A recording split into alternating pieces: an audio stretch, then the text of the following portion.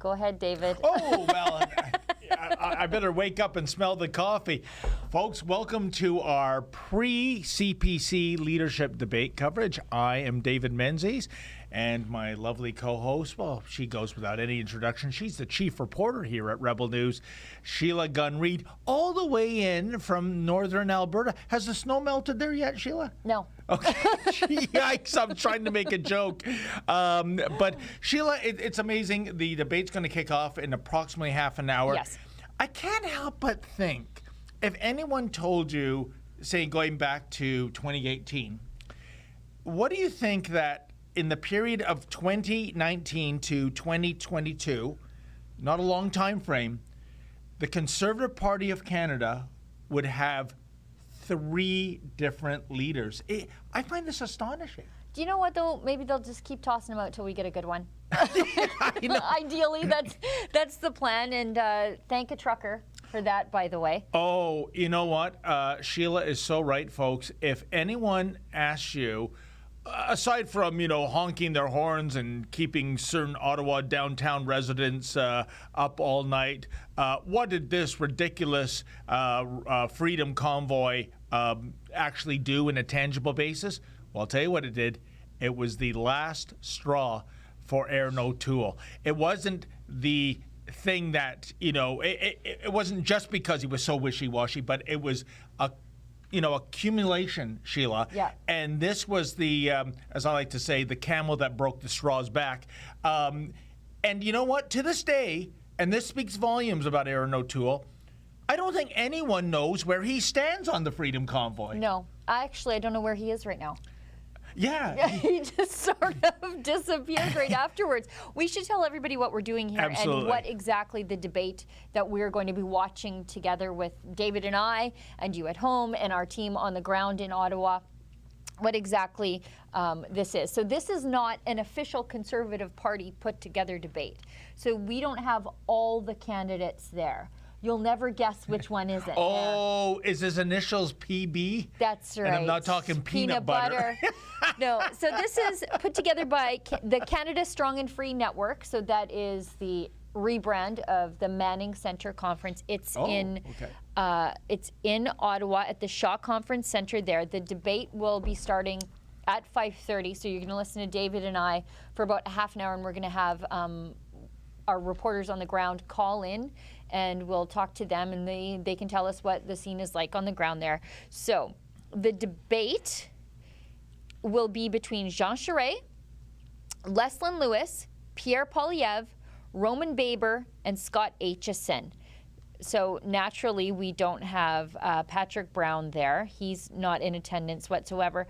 I think he might be worried he could get cooties from the real Conservatives. You know what, Sheila? This speaks volumes. I mean, you see many of these candidates, and I'm thinking particularly Pierre Poilievre and Leslyn Lewis, no carbon tax. They both want to defund the CBC.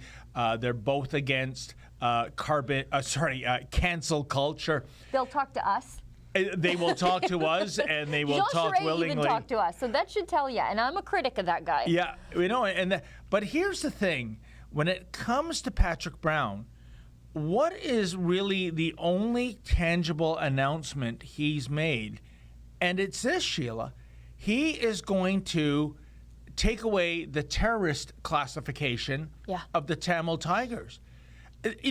Sheila, how many people, as we look at $2 a liter gas, as we look at inflation out of control at the grocery store, unaffordable housing, everything that hits normal Canadians in the pocket, how many Canadians are going to bed going, oh, golly God, please take away the terrorist designation of the Tamil Tigers? And by the way, this is not a Canadian thing. I believe it's 34 nations have designated the Tamil Tigers as a terrorist group. This is a terrorist group that it was Rajiv Gandhi, I believe, that was assassinated, a former head of state, something that other terrorist groups can only dream of. And it just goes to show you that Patrick Brown has obviously reached out to those Tamils that are pro-Tamil Tiger terrorists in presumably his city of Brampton, where he's mayor. And it shows you, Sheila, and this is shocking, and this is what I think should disqualify this guy. He will say anything to anyone if he thinks he can get one vote out of the statement. He is a disgrace. He is the worst of the worst. Patrick Brown is a man that will spit in your face, folks, and he'll tell you it's raining. What is he thinking? Well, we know what he's thinking. It's again to play a dangerous game of cultural politics. Yes. But I wonder, where does Patrick Brown stand on, I don't know, a homeworld of Khalistan, which is not a thing anymore in India. And remember, our biggest act of Canadian terrorism, going back to, I believe it was 1986, the Air India bombing, that was by those Sikhs hoping for a Khalistan homeland in India. I bet he would reach out to them if he thought it would give him some personal gain. I think this person is despicable. Sure, we had a lot of fun with him, catching him red-handed playing hockey with his Barrie buddies when he closed the playgrounds and the soccer fields and baseball diamonds to Brampton kids. But, that's nothing compared to doing this dangerous dance of cultural politics, I think, Sheila. Well, and before I get into my opinions on Patrick Brown, because I've got some, we should tell everybody that if you are watching us on YouTube, if you'd like to support the work that we do here completely willingly, you can also tune in on Rumble, Odyssey, and Super U, because on those platforms, they allow you to support the work that we do completely willingly. So you can leave us something called a Rumble rant. That's their paid chat, an Odyssey hyper chat. There's two different ways that you can do that. One of those is with their library cryptocurrency, and a Super U shout, and that's your way to support us, keep us on the air, and support actually our coverage from on the ground in Ottawa, because we have a team of journalists there. And we will do our best to read your question, query, or comment live on air. And by the way, Sheila, has there been an official statement from Mr. Brown in terms of why he is not here? I mean, this is a guy who aspires to be the leader of the Conservative Party. I can tell you why he's not there. Well, we know the unspoken reason, but has he said anything? I mean, it'll be a lie, of course. I'd bet my lie on it. But this is a man that wants to be the leader of the official opposition and presumably the Prime Minister of Canada. That's given me goosebumps even thinking of that, flim-flam man in that office. But has there been any official reason why he's not showing up with the rest of the pack? Well, he's in big trouble because he broke ranks with the party the other day on Israel. Oh, and so I think he's worried that he is going to get some very prickly questions from the people who attend the now rebranded Manning Center Conference, which is generally very pro-Israel in the same way that, they're pro-Hong Kong and pro-Singapore and pro-Ukraine in that, they're pro-sovereignty. And this is about, I assume, having Canada accept more Palestinian refugees. Yeah. From the free democracy of Israel. So it goes to prove my statement earlier that Patrick Brown, and Brampton is an incredibly diverse city, maybe the most diverse city in Canada, really. He runs around to every cultural group, and he basically says, what do you want? And some Tamils will say, well, we want the Tigers not designated as terrorists. You got it. We have some Palestinian Canadians saying we want more Palestinian refugees into Canada. You got it. This is the worst kind of politicking I've ever seen, Sheila. Yeah. So what happened was, now Patrick Brown is saying that he's been misquoted. Of course. So he made comments to, it looks like, Sada al-Mashrek. It's a publication that serves the Muslim community in Montreal. However, Patrick Brown's team said, Mulligan, fake news, that wasn't us, they're misquoting us.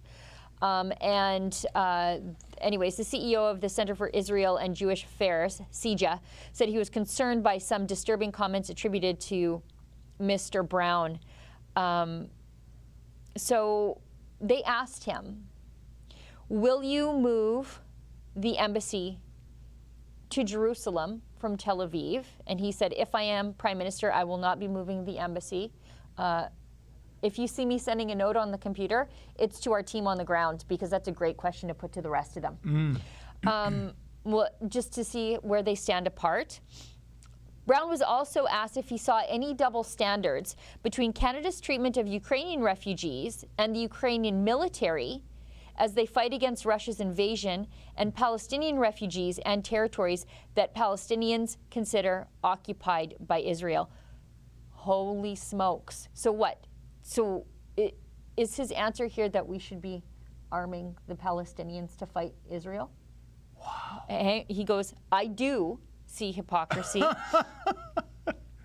Double standards, he says, I do. That's why I've been speaking out against the violence in Palestine.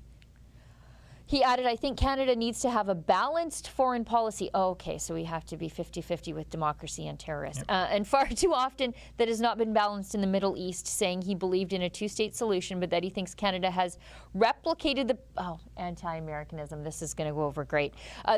He's replicated the position of Washington, D.C. and Donald Trump on the Israel-Palestine situation. I'm not interested in being a sheep that follows others. If I'm a prime minister, I'm going to do what I feel is right. Oh, Mr. Brown, you're not a sheep. If there's any animal you resemble, it's either a rat or a weasel.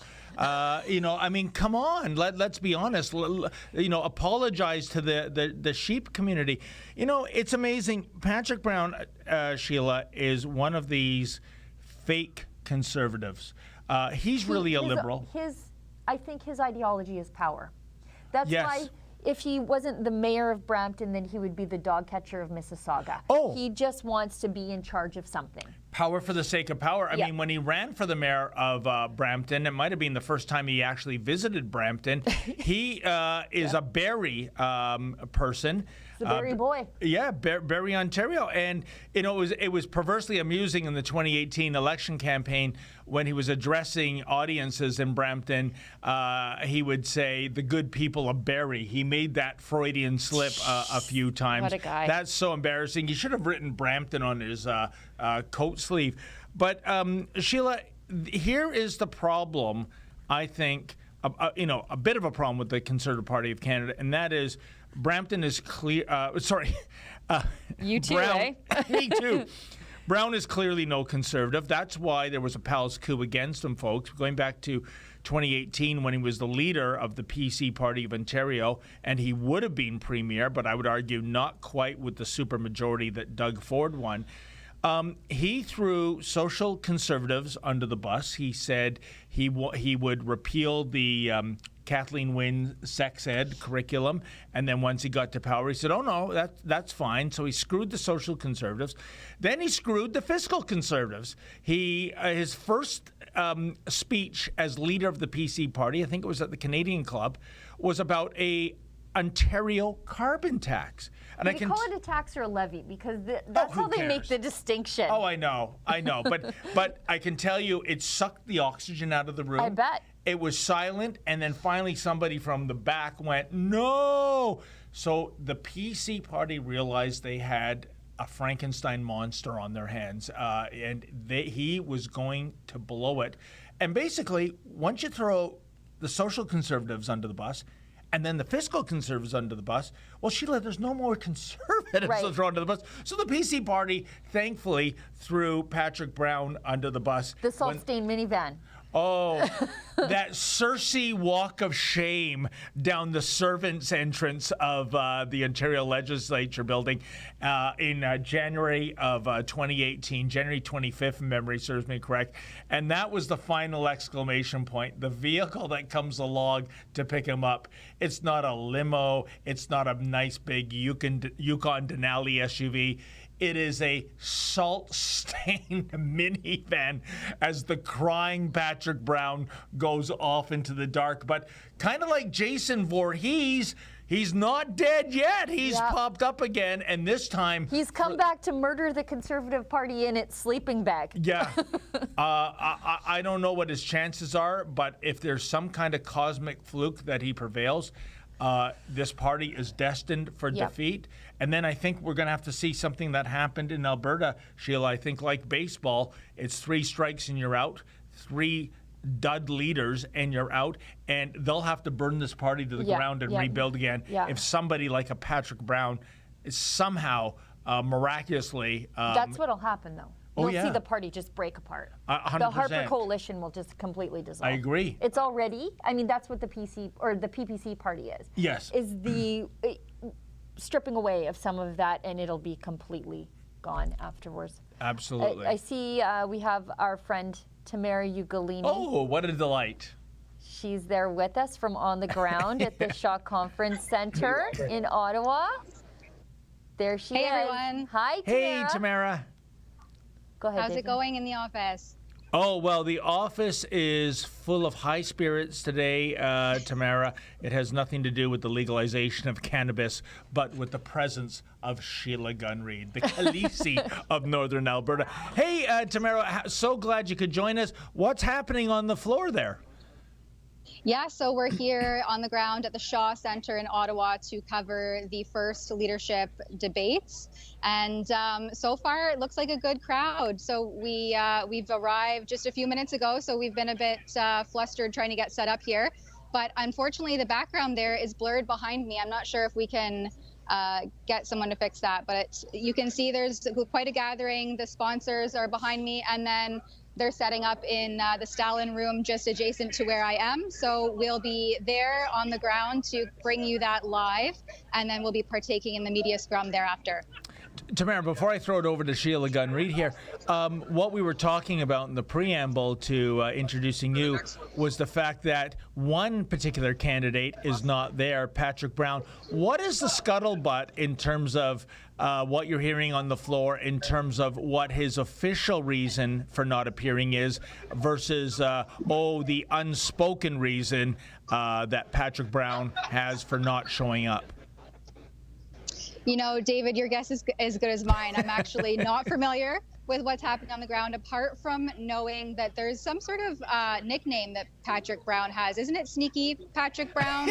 I think that people are used to these shenanigans with him, especially as we saw, where he evaded you as a journalist in the arena with caught red-handed. So that's Patrick Brown for you. Yeah, we might have to run that tape or an excerpt of it, Sheila, if anyone hasn't seen it. But Sheila, do you have any questions for Tamara? Yeah, I was just going to say, would anybody really notice if Patrick Brown wasn't there? I mean, I don't know if anybody's actually voting for that guy.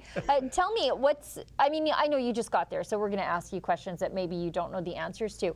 But what's the crowd like? How many people are there? I know that my friend Tom Harris from the International Climate Science Coalition is there, so they're letting people with divergent viewpoints from the acceptable mainstream inside of this event, which is exciting for me. But what's the crowd like? Young, old? What are we looking at? So far, I've seen a really mixed crowd in terms of ages. There was a few dozen checking in just as we were arriving. So like I said, it was a bit flustered because we struggled a bit for parking. So we were a bit late getting here. And I'm interested to see how many people have already set up shop in the conference room. We have not yet been in there, but as far as I can tell, there's a few hundred. I see Roman Baber over there getting ready to head on in.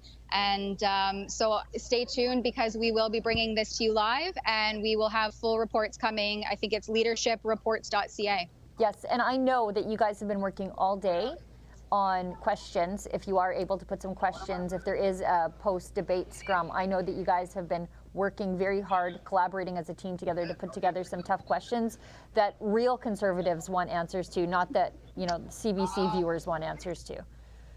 Yes, and there will be a media scrum. It's set up just on the other side of me here, so we will have our boots on the ground in there to get right in on the scrum, and we'll be, like Sheila mentioned, pointing questions that our viewers care about, conservatives care about. So we want to know about the World Economic Forum. We want to know about some of these vaccine mandates and how big pharma is infiltrating some of our institutions. So stay tuned as we pitch those to the potential leaders. Tamara, I'm going to make a prediction when it comes to the mainstream media. I bet you one of the first questions out of their mouth, given the current news cycle, is what is your position on abortion, a woman's right to choose, etc. What do you think will be, in terms of the questions asked by the mainstream media, what do you think they're going to try to nail some of these candidates on? Well, I think it's just further notes the hypocrisy of the whole government and the mainstream media is that they rage and rave about my body, my choice when it suits their one specific narrative. But for people who chose not to get a novel injection that's now showing in real time to be quite disastrous and dangerous, where were they for the last 2 years on that? So definitely, I think that your assumption's probably right there, David, and we'll have to just stay tuned to find out. I do see some mainstream media here, so at least they're showing up, I guess.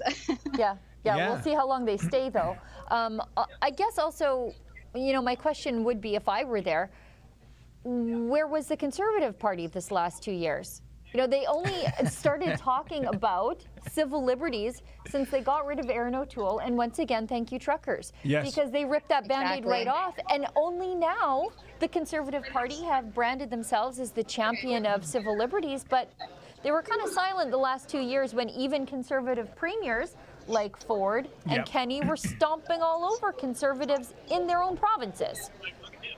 Completely agreed. And it just goes to show that it's not about a moral compass necessarily. It's just wherever the polls are going is the flavor of the day. And so let's get a leader with a moral compass and someone who's principled in those conservative values, who's going to stand up for those infringements that we've seen clear as day the last 2 years. Yeah, to build on Sheila's point, Tamara, it's so shocking, especially in the left, given that so much of the left has now been co-opted, by Marxists, to tell you the truth, that freedom is the new F word. Yeah. That if you stand up for freedom, that's code for some kind of hate speech proliferation. And the thing I think about this Conservative Party, I've seen it from Leslyn Lewis, I've seen it from Pierre Poilievre, that it's a resounding no to cancel culture. You will not be censored. You will not be economically disciplined for having a contrarian opinion. I think if only Aaron O'Toole took such a strong and principled stance, he might still have his gig. What are your thoughts, Tamara? Well, definitely. I mean, personally, Aaron O'Toole was never my first pick. I kind of saw that there was some lackluster qualities happening there. But definitely, I think that if he had have taken a stance and stayed, true blue, then maybe the party wouldn't have ousted him the way that they did. And I think he was really blindsided by that. And I think going back to what Sheila said as well, that the truckers really made it kind of socially acceptable to start speaking out, because once they gained traction and saw that silent majority came back out again in full force, that groundswell of grassroots conservatives, the party quickly, fanatically was like, oh, we need to start rallying in support of the Canadians who are speaking out against the injustices that we've seen for the last 2 years, because we haven't been able to be on the ground talking to our constituents, talking to the people to see what their lives are like and how their lives have been affected. We've been stuck in our Zoom rooms up in our ivory towers, and we have no idea what's happening on the ground. And so once they got an idea, then they started to say, okay, enough's enough now. We need to start pushing back and actually provide some opposition here. I mean, it's been the uniparty for 2+ years. So I think the leader has a really good opportunity there to be that leader that we so desperately need. And Tamara, if I may add, I think your street smarts are far better than mine, because I go back to the leadership debate that we staged back in July 2020. And I bought hook, line, and stinker everything Aaron O'Toole. Yeah, me too. Yeah. No. But this is the thing, Tamara. Aaron O'Toole clearly did not come as advertised. In fact, mid-campaign, going back to last year, he switched on profound issues such as carbon tax and the gun grab. And here, and I know when I speak to a lot of grassroots conservatives, right now, Pierre Poilievre is speaking to packed houses. They say they love him, but there's a caveat, and I understand the caveat. As long as he comes as advertised, he says he'll defund the CBC. He says he wants nothing to do with carbon taxes. Here's the thing. Do you think, Tamara, that the grassroots base of this party is a little gun shy, given the last two leaders clearly did not come as advertised? Well, I think the proof is in the pudding for sure that the people, the support that Pierre Poilievre is garnering is unprecedented. But at the same point in time, how do you trust a politician? I really don't trust any politician. Thank you. And so that's where it's up to the people, though, to hold their feet to the fire, hold these people accountable, speak out. It's why independent media is so important, because you can push back, you can ask those tough questions that are maybe unapproved otherwise, because I think that it keeps them rooted in integrity when they know that people are watching and people are paying attention. And so as long as there's the people doing that, then you're less likely, I hope, to get away with this finagling and flip-flopping of whatever the flavor of the day is. Yeah, and I think maybe the party has learned a little bit of that. Oh, I hope so. I think so, because they're talking to us. Yep. We're in their events. Like, look, even Jean Charest will take a question from us, which makes Jean Charest more conservative and more free speech minded and more supportive of the independent media than Aaron O'Toole. Incredible. Absolutely incredible. Yeah, absolutely. But, remember, Sheila, when Aaron O'Toole was vying to be the leader, he was super friendly to us, completely accessible. And then I'll never forget the last Sunday of the election campaign, the following day, Monday, was election day, when I went to scrum him at Markham. He curled up in the fetal position in his bus, late for his own media event by 45 minutes, just because little old me was there to ask him a question, and his soy boy handlers forced me and my camera woman to stand in a live lane of traffic. They even lied about the private property boundaries. That tells you everything you need to know about Aaron O'Toole. But Tamara, I know you'll probably base your questions on what the candidates are going to say tonight, but is there one question in your back pocket that you have that you're champing at the bit to ask? So I'm just getting a clue here that we're going to start in a moment. Yeah. So I'm just going to quickly summarize, but I have a few in my back pocket.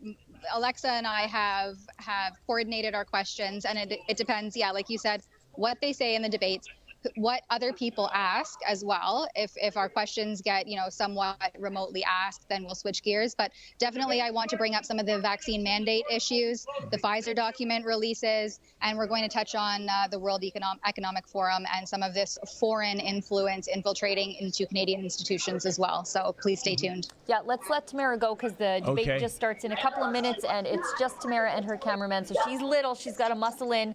So thank you, Tamara. I'm sure you're going to do a great job. Good luck, Tamara. Thanks, guys. Bye. Thank you. Well, there you are. Of course, I was assuming Tamara's wearing pants as opposed to a skirt or a dress, so that she actually has a back pocket. I'm not sure, but unlike Liberal MPs, she's actually wearing clothes on this call. What was the name of that guy again? I don't know. He's already in the dustbin of history. I forgot his name, but trust me, I remember everything else. And you weren't even on those calls. No. Mercy me. Mercy. Are they almost ready to go live there? 30 seconds, 30 it seconds. Sounds like. So what kind of pithy prose do you have for the audience in 30 seconds? I have nothing, David. You're the wordsmith. I'm really excited to see how much of a missed opportunity this is for Patrick Brown. Yeah, but you know what? On the other hand, maybe this is brilliant strategy on his part, because I think he'd be carved alive for some of the statements he said. But it just shows you he does live up to his sneaky nickname, doesn't it? Yeah. Can't. Oh, looks like we have Alexa Lavoie well, how do you like that? Hey, Alexa, we understand we're just seconds away from the debate, or do we have the wrong time right now?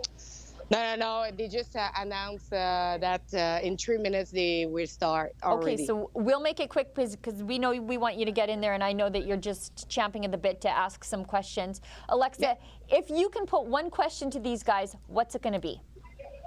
For sure, I will ask about the infiltration of the WEF in the cabinet of Mr. Trudeau, and what they will do for keeping the sovereignty of Canada here. So it would be my main question for it. And I have a follow-up about the, sorry, I didn't like learn all of them. We actually have so much question for them, but probably it would be on the digital identity, because I did a report on it, and I think it's important, and I think a lot of Canadians are a little bit anxious of what is going on in Canada about the digital identity, and if they will try to keep the confidentiality. Right. And make sure that the information will not being spread around, and everybody we can use these information that is for Canadian. They should not be spread around. So it's just how they will keep the confidentiality and the digital identity if they want to go forward with that. Alexa, we were asking Tamara just recently, because we talked about it so much in the last half hour. One candidate, of course, that would be sneaky Patrick Brown. He's not there. Have you heard any scuttlebutt as to why he's not there, either his official reason or what the unspoken reason is for his absence? Because this seems to be a missed opportunity. Then again, maybe he's worried about being carved alive out there by the other candidates. But what have you heard, my friend? I didn't heard anything yet for my point of view. I was pretty surprised I wasn't there. I had a really good question for him, but do tell. What would it be, Alexa? I would be how Canadian can trust you when during the pandemic you lock down your citizen in Brampton.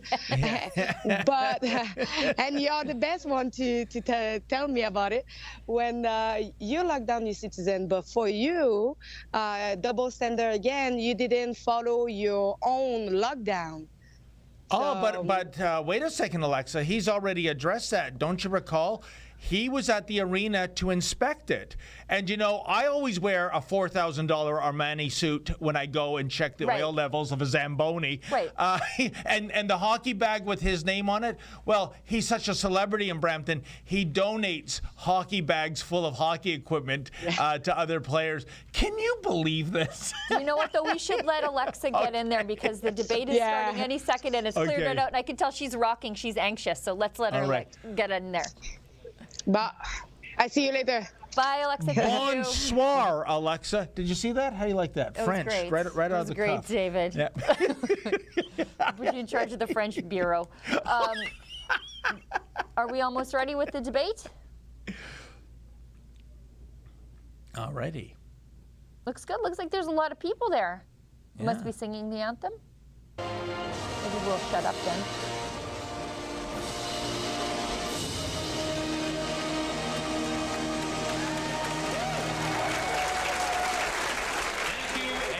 God bless Canada.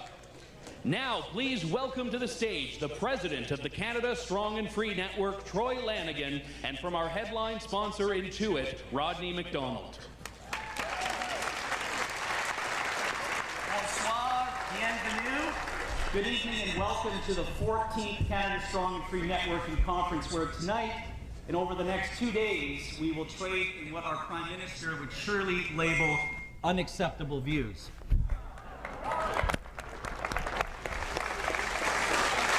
Ladies and gentlemen, I'm pleased to announce that with 904 registered for this evening, we are officially sold out.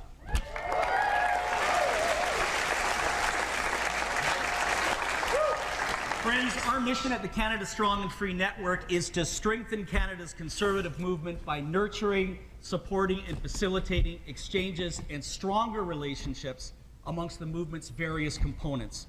So first and foremost, this conference is about building and expanding your network. And to facilitate that, you have a very key piece of technology in your hands. If you've not already done so, please follow the instructions on your tags and download our conference app, Whova. This is the best way to instantly introduce yourself to and connect with hundreds of other people that are in attendance this weekend. Networking with purpose is what we do now and into the future. And to that end, I'm pleased to announce that Jamil Javani, a leader in the movement known to many of you in this room, will be assuming the role of president of the Canada Strong and Free Network at the end of this conference.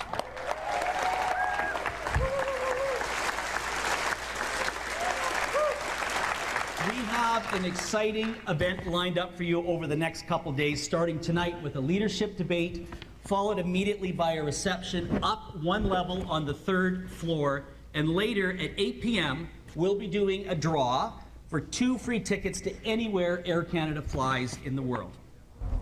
To our volunteer board, to our staff, especially Zoe Ashton and Kate Harrison, thank you. To our mini volunteers, our speakers.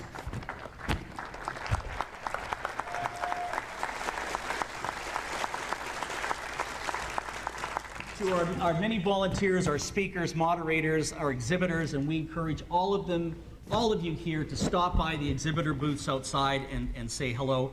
We couldn't possibly, and of course our many sponsors, we couldn't possibly put this event on without the generous support of many sponsors. Thank you, thank you, thank you to all of you.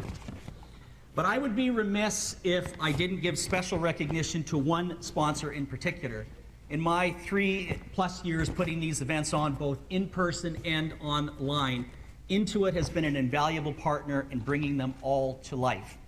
So please join me in giving a very warm welcome and thank you to our title sponsor for this year's conference, Mr. Rodney McDonald of Intuit.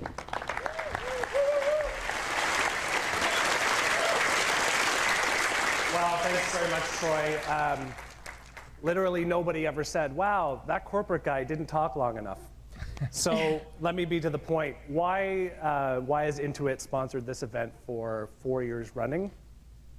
It goes right back to our corporate vision, which is powering prosperity around the world, which sounds very high-minded, but really that's what this conference and the policy-making process is all about. We're making Canada a place where people can prosper. And so it's really our pleasure to sponsor once again, and we're so delighted to see a room full of people here to be engaged and be part of this tonight. So thank you very much. Back to Emil Giovanni and Candace Malcolm, our moderators. Thanks. Thank you. Thank you so much, Rodney and Troy. Oops, can we hear you? Okay. Thank you so much, Troy, for inviting Jamil and I to moderate this debate. I am your moderator, Candace Malcolm, an independent journalist and the founder and editor-in-chief of True North. And I'm pleased to be sitting next to my co-moderator, Jamil Giovanni, who is a lawyer, writer, and as you just heard, the incoming president of the Canada Strong and Free Network.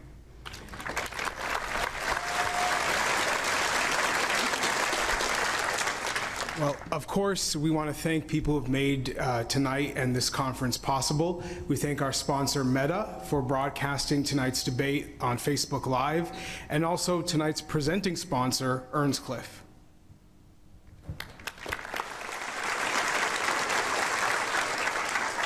Okay, enough about us. Now the moment that everyone has been waiting for. Let's meet the candidates in tonight's debate. So we have done a random draw with the campaigns to determine the order in which the candidates will appear on stage tonight. I will announce the candidates in that order. So first up, we have independent member of the Provincial Parliament in Ontario, Mr. Roman Baber.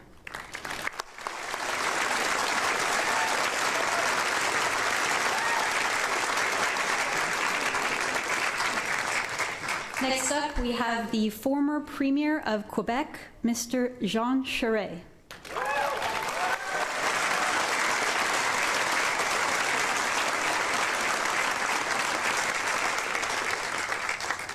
Next up, we have Member of Parliament, Mr. Pierre Poilievre.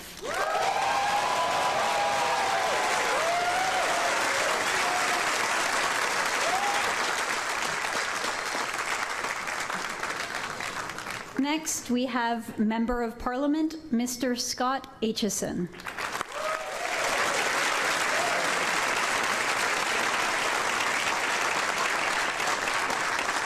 And last, but certainly not least, Member of Parliament, Dr. Leslyn Lewis.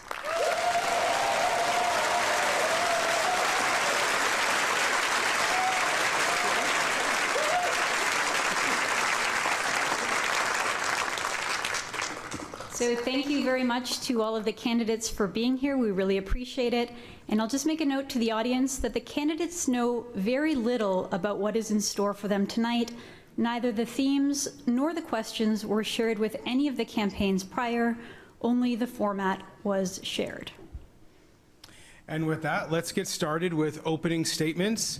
We're going to start with you, Mr. Baber, 45 seconds. Thank you. I'm Roman Baber. I came to Canada when I was 15, and we didn't have a cent to our name. But I always had Canadian opportunity, and I had every blessing this country has to offer, because all you need to do to succeed in Canada is work hard and be nice to people. I worked in the private sector for 12 years, joined and grew in small business, and was elected by the community that welcomed me as a new Canadian 20 years earlier. About a year and a half ago, I wasn't going to have it anymore, and I made a choice. I wasn't going to continue to inflict collateral harm on Canadians with lockdowns. I opposed my government and was removed from the Ontario PC caucus. I went on to fight for our kids, for our choice, for our democracy. Standing up for people is something I've done my entire career, because I'm not afraid to say what I believe or to stand up for what's right. I'm not your typical politician. I don't even like politics, but I love my country and I love Canadians. And I'm not going to sit back and watch the erosion of Canada's democracy and Canada's opportunity. Thank you so much for hosting me tonight.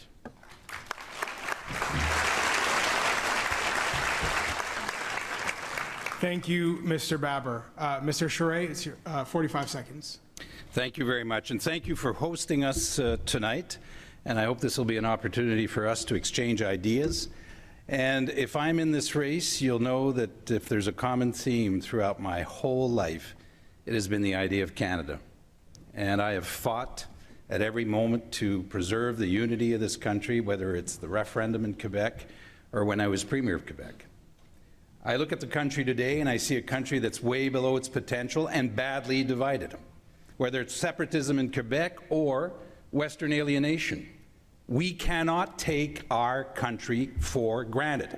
And the answer is the Conservative Party of Canada. We are the national alternative. We have to live up to that responsibility, to the call of Canadians to be the national Conservative alternative to the Liberal government of Mr. Trudeau. And that's why I'm running, to unite the party so that the party will speak with one voice and one vision. And if you're tired of losing campaigns as we did in 15 and 19 and 21, if you've had enough of handing over power to Trudeau, well then you will want a leader that's going to unite the party and elect a national Conservative government.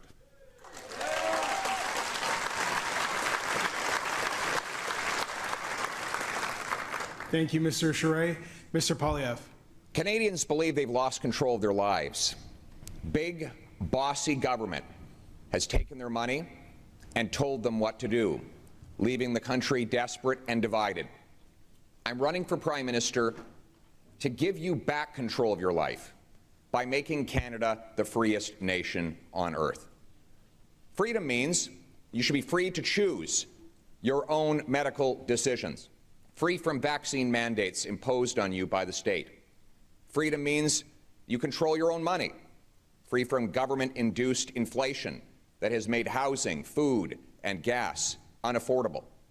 Freedom means expressing yourself without fear and freedom of the press by defunding the CBC and giving every Canadian the liberty to speak without fear. I'm running to put you back in charge of your life by making Canada the freest nation on earth, and that is exactly what I will do.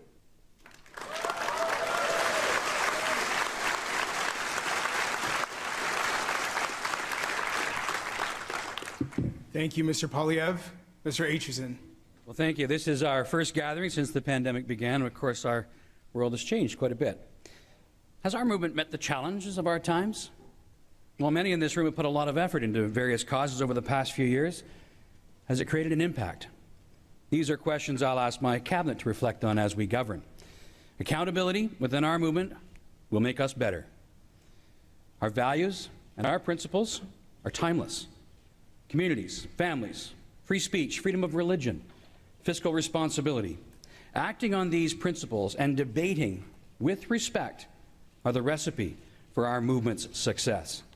Our politics are increasingly divided, and we have stopped respecting those we disagree with. As Conservatives, we must take inspiration from our principles and apply them to the challenges of today to make the future better for all Canadians. Thank you.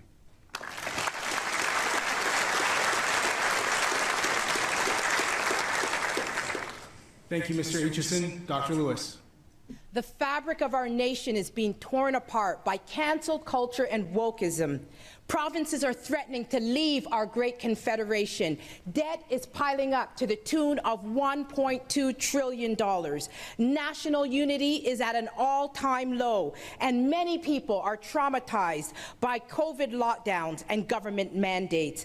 I am running to be a bridge builder, to unite the party and to unite this country.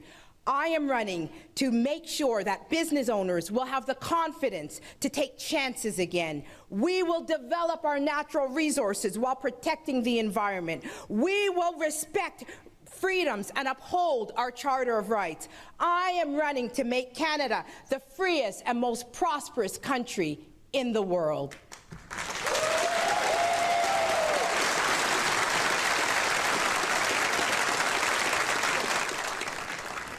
Thank you very much for those statements. We're now going to move to our first question. So in this round, all of the candidates will be asked the same question. One by one, each candidate will have 1 minute to respond without interruption. If, during their response, the candidate personally mentions another candidate by name, that named candidate will have a brief 15 seconds for a very brief rebuttal at the end of their time. When all of the candidates are finished their questions, if time allows, we will also have some additional debate and rebuttals. So here's a question, and first it will go to you, Mr. Aitchison. The Conservative Party of Canada has lost the last 3 elections. In particular, the party lost in 2021 despite being ahead in the polls. In your view, why did Erin O'Toole lose? Why have the Conservatives lost the last 3 elections? And what will you do to achieve a better strategy? Well, consistency of our message is absolutely crucial. We need to put together a principled conservative platform that resonates with all Canadians in all parts of the country, and then we need to be consistent with that. That is the kind of leadership that I will bring, and it's the kind of leadership we need, one that respects all views in our party, one that respects all people. There's lots of different perspectives, and we have to work together as a team. And until we can work together as a team, Canadians are not going to trust us. We have to work together. Thank you very much. Next, the same question goes to you, Mr. Charest. Well, thank you very much, Candace. And that's a key question for us as we look out. I mean, look at where we are in the country today. Out of 53 seats in the GTA, we have 4 seats. We have no seats in the Lower Mainland, no seats on the island of Montreal. There are 32 Bloc MPs in Quebec.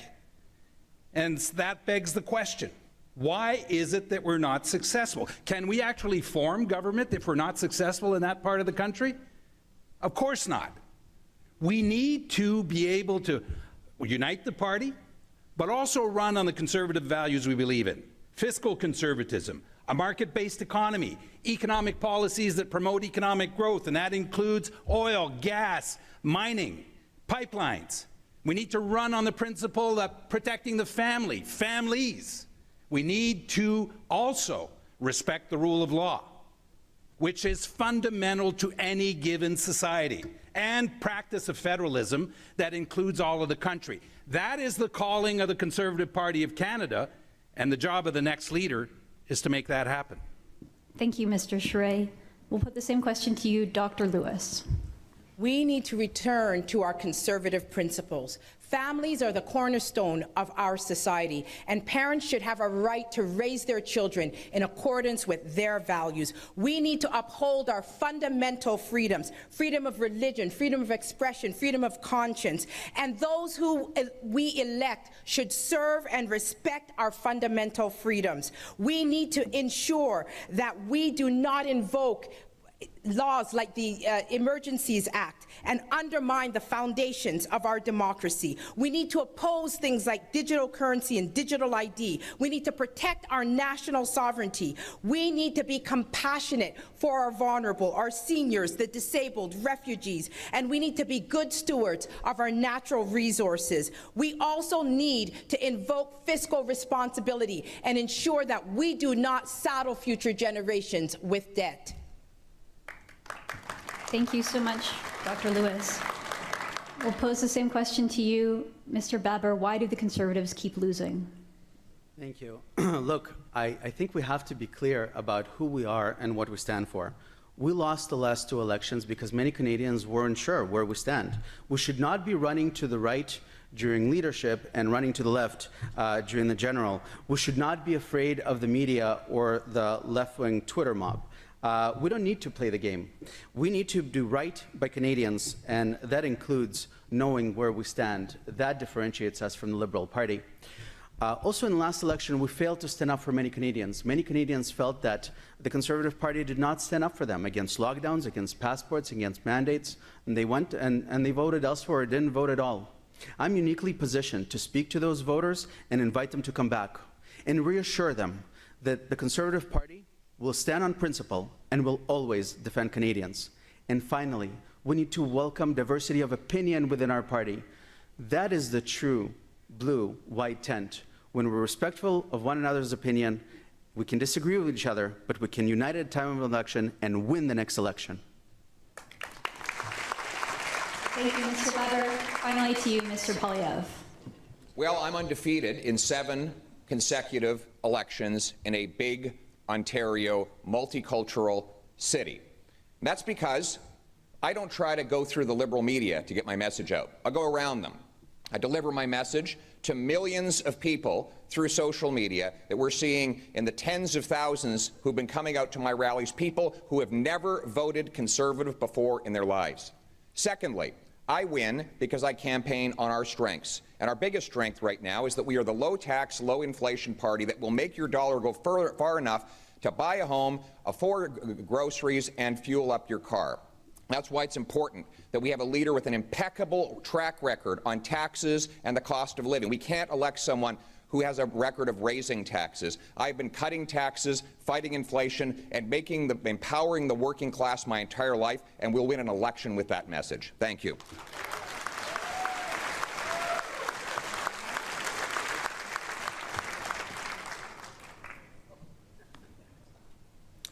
All right, well, let's move on to some personalized... Do we not have time for rebuttal? Oh, well, none of you mentioned each other. If you'd like to mix it up, let's go. You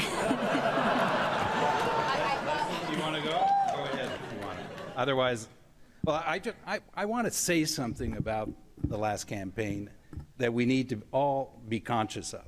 Our candidates who ran in the GTA, when knocking on doors, were confronted again in 2021 with this idea that was put forward in 2015 about a barbaric telephone tip line.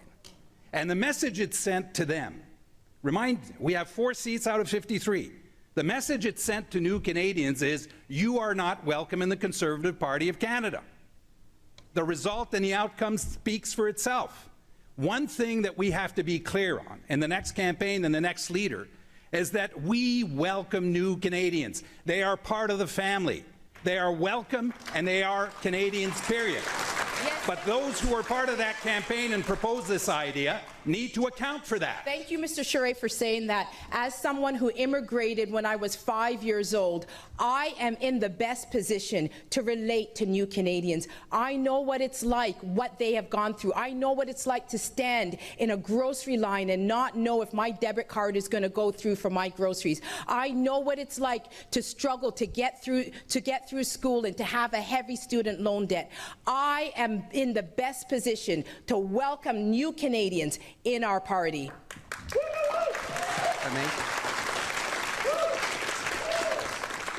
I think that in 2020, Canadians were not concerned about the barbaric snitch line. What they were concerned about is the snitch line on your neighbor if they had a friend over, or a snitch line about a church if they wanted to congregate.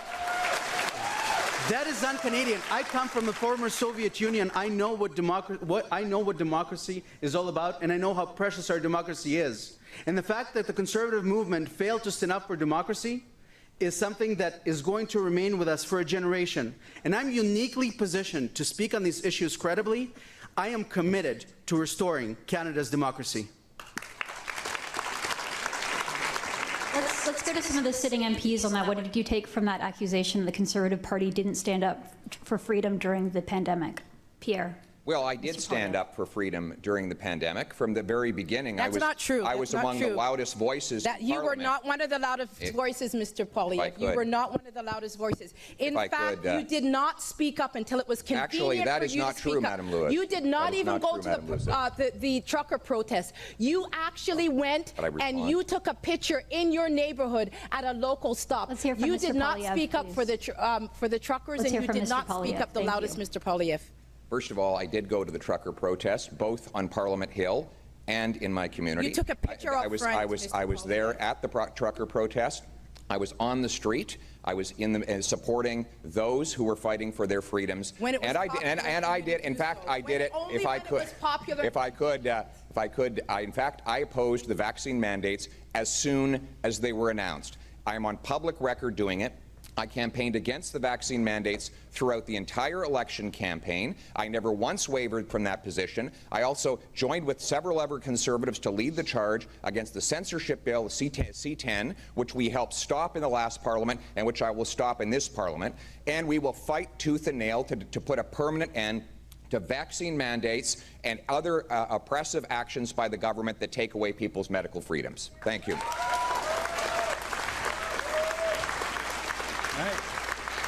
And Mr. Aitchison will just give you a brief opportunity to respond as well. I guess what I want to say here is that, you know, this whole situation with the vaccine mandates, the truckers' convoy, never should have happened in the first place. Leadership would have engaged people. It should never have happened in the first place. And the fact of the matter is this. True. Justin Trudeau used vaccines and vaccine status to divide Canadians in a corrosive, disgusting political display to win votes. And what we cannot do as a party is continue with the divisive, polarizing rhetoric that Justin Trudeau has been using for 7 years. It's disgusting. It's ripping our country apart. It's why I'm running, because we need to show some respect to each other before Canadians will trust us. Thank you. Candace, can We're going to move on to round two, but there will be plenty of time for future rebuttals, I promise you. So round two, we're going to ask each of you a personalized, direct question based on your record, based on your public service up to this point. Each of you will have 90 seconds to answer this question, and then after each of you has answered, we will give you additional time for rebuttal. I'm going to begin with you, Mr. Poilievre, and I want to start with the trucker convoy. It's something we've already been discussing. You've been criticized for your support for the trucker convoy. One of your fellow candidates has even said you should be disqualified for leadership of the party based on your engagement with the convoy. As we all know, public opinion on the trucker convoy is sharply divided. The Trudeau government and the mainstream media have gone to great lengths to vilify the truckers. And back in February, you said that you were, quote, proud of them. That's right. Has your opinion on the trucker convoy changed since? And is your support of the truckers a liability moving forward? No and no. My position has not changed. I said at the very outset, before they even arrived, that I simultaneously stood with the law-abiding and peaceful truckers who were fighting for their livelihoods and liberties while condemning any individual who breaks the law, blocks critical infrastructure, or behaves badly. That is the position I took then. It's the position I take now. Now, Mr. Charest learned about the trucker convoy on CBC, like other Liberals, and he misrepresented them. He believes that I should be censored. He believes I should be canceled from this leadership race and disqualified, in his words, because I don't share his liberal viewpoint. That is the kind of cancel culture and censorship you would expect from Justin Trudeau, but instead we're getting it from this Liberal on this stage. And frankly, Mr. Charest, for you to talk about law and order is a little bit rich, given that your party, your Liberal Party, took $500,000 of illegal donations when you were the head of that party. The average trucker has more integrity in his pinky finger than you had in your entire scandal-plagued Liberal cabinet. So, Stop, Pierre. He's already dead. For the freedoms of Canadians, and I acknowledge that the working class has been demolished in this country over the last couple of years. We don't need elites who've been able to rely on special contracts with Huawei to look down on them and call them criminals. Instead, we need to stand up for the people who are struggling and give them hope for the future, and that's what I will do. my police. I want to report a murder. Thank you, Mr. Polyev, and there will be an opportunity for rebuttals at the end of this round. So we're going to move on to Dr. Lewis, your question. Dr. Lewis, you are publicly pro-life, and you have proudly shared your social conservative views with Canadians. However, as we saw in the 2019 election, the legacy media demonized leader Andrew Scheer for his Christian views and beliefs. In a matter of days, the media changed the narrative to be entirely about abortion and gay marriage. So if you were leader of the party, how would you handle this issue? And what do you say to the large number of conservatives and Canadians who simply don't want to have a debate about abortion? I think it's very important that in a free and democratic society, we are free to debate any issue. And I tell people I am pro-life. Many of my friends are pro-choice. And we have healthy discussions about the future. And there is so much that we agree on. And we need to come together as a society to determine that we can work out things, even controversial things like abortion. I still don't know where these gentlemen stand on this issue. I don't know whether they're pro-life or pro-choice, and the media will hound them. For example, Mr. Pierre Poilievre has ran from the media the last few days because he doesn't want to declare whether he's pro-life or pro-choice. As a leader, he is going to have to declare that. He cannot just be a minister of finance if he wants to be a prime minister. He is going to have to deal with social conservative issues, which he has been running from this entire campaign.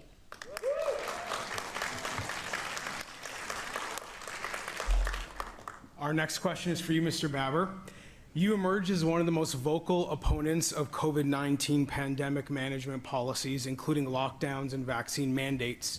Your positions led you to being removed from the Ontario Progressive Conservative Caucus. What do you say to Canadians who might be worried about how you would handle a future pandemic and whether you would be able to make the difficult decisions needed to save lives?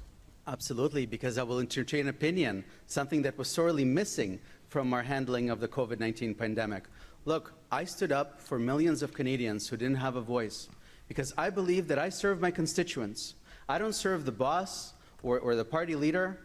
I serve Canadians who felt that the political class failed them, that failed to defend them against lockdowns, against the mental health pandemic, against their surgeries being canceled, against their cancer screenings missed, failed to defend their children that develop depression or eating disorders. I will put my record against anyone, but I want to come back to something I've heard here because I can just imagine myself right now in the audience and I'm listening to this. And we have one candidate accusing another of not being with a convoy and the other one with being with a convoy. Here again, we politicize the issue. Instead of talking about the underlying issue, which is making people do something against their will, which is forcing someone to make a decision between their ability to put food on the table and their personal healthcare choice, can we not speak about the underlying issue? And here's another thing. I think Canadians are counting on us to do better. I have respect for every single candidate on the stage. I like everyone. Even John, who can't get my name right. But I think that every single one of you would make a better Prime Minister than Justin Trudeau, that's for sure. And second of all, we have to remember what we're up against. We can't have a situation where any of us are so irreparably harmed. We cannot go out there and contest a general election. So I invite us to focus on the issues. Let's think about Canadians again. It's something that Canadians sorely want us to do. Thank you. Thank you, Mr. Baber. Next to you, Mr. Charest. You led a Liberal government in Quebec, and your record as Premier includes raising taxes and introducing a cap-and-trade program. Many Conservatives don't connect with you, and frankly, some are wondering why you're running for leader of this party. So I'm wondering if you can set the record straight. Are you a Conservative? Thank you very much. And Roman, thank you for your comments. And Leslyn, I have a deep respect for the position that you hold on the issue of abortion. And I want to say a word about social conservatives tonight, because we may not agree on all issues, but who are the people who call themselves social conservatives? And I'm not a hyphenated conservative, but who are they if not people who have a faith-based life, believe in their families and their communities? sounds like pretty good people to me. And they are part of our family, and they will always be part of our family, and they need to be respected. Now, in this room tonight is Preston Manning, who called before this debate that we act respectfully in the view of uniting the party after the leadership race. Well, so much for that, Pierre. In this race, I stand with a record as a Conservative all my life. I'll give you an example, Candace. I believe in fiscal conservatism. The Liberal government that succeeded me, Mr. Couillard, that followed, left an $8 billion surplus after 15 years to Mr. Legault. $8 billion. You're not going to see that in your lifetime again. A higher credit rating in Quebec than Ontario. We reduced taxes. In fact, I reduced taxes in 2007-8, income taxes for middle-class, lower-income Quebecers, which actually allowed Quebecers to do better than Canada, the United States, or Europe, or Ontario during the Great Recession. The credit rating agency says one of the key decisions for us having a better performance, more jobs, more economic growth, was the fact that I reduced taxes, which was opposed by this person here. Pierre Poilievre. He was opposed to it back then. So enough of the hypocrisy. And on the Hill, I agree with Scott. This mess that we witnessed is the fault of Mr. Trudeau. But Mr. Poilievre, during that period, supported an illegal blockade. You cannot make laws and break laws and then say I will make laws for other people. I'm sorry, but that is a question of basic foundation and principles in my life. You're out of time, sir. Thank you. You're out of time. There will be time for rebuttal. Everyone will be given a chance to rebut what has been said about them. But before we get to rebuttal, we do have a question for Mr. Aitchison. So, the previous Conservative Party leader, Mr. Aaron O'Toole, ran for Prime Minister as a quintessential Ontario moderate.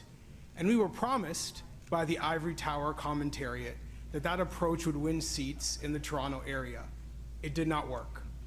Why should we believe that a Conservative Party led by you would bear different fruit? Well, listen, it comes down to this.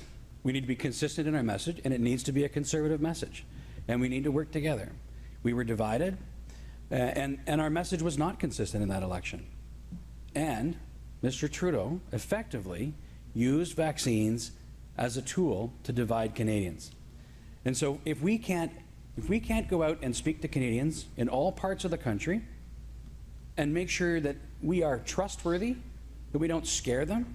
Every time I hear a Conservative talk about some conspiracy theory, I realize that there's another group of swing voters in the GTA that just are not going to come our way, because all we do is yell and scream at each other. We're witnessing it now. I actually like all these people on this table. They're on this dais as well. They're good folks. And here we are, calling each other names. What Canadian is going to trust this lot? We've got to do better. And that's how we win elections. Thank you so much, Mr. Aitchison. So we're now going to move on to rebuttals. Every candidate will have an opportunity. At first, you'll get 30 seconds each to directly refute a statement made to any candidate of your choosing. And afterwards, we'll move to an open debate. So we will start with you, Mr. Poilievre. You have 30 seconds. Well, in addition to once again repeating a bunch of Trudeau rhetoric on our hardworking truckers, Mr. Charest misrepresents his track record on taxes. He raised the sales tax twice. I voted to cut them twice, Mr. Charest. He voted to raise the fuel tax, and that was on top of the consumer carbon tax he brought in. He brought in a health tax. He increased spending so much in Quebec that the government, as a share of the economy, grew by 25%, and he left a $1 billion deficit and the biggest debt of any provincial government in Canada. That is not the record of a fiscal Conservative. I fought for lower taxes and balanced budgets and making life more affordable, and that is how we're going to win the election in the suburbs, by giving people their purchasing power back, something that I can do because I have a strong track record of fighting for it my entire life. Thank you, Mr. Poilievre. Next, Dr. Lewis, you have 30 seconds. Terrible. Well, I just want to add to what Mr. Poilievre said, that Mr. Charest did raise taxes, and so I think it's unfair for him to single out Mr. Poilievre. I also want to speak to what Mr. Aitchison said. when you speak about conspiracy theories, there were a lot of quote-unquote conspiracy theories that came through.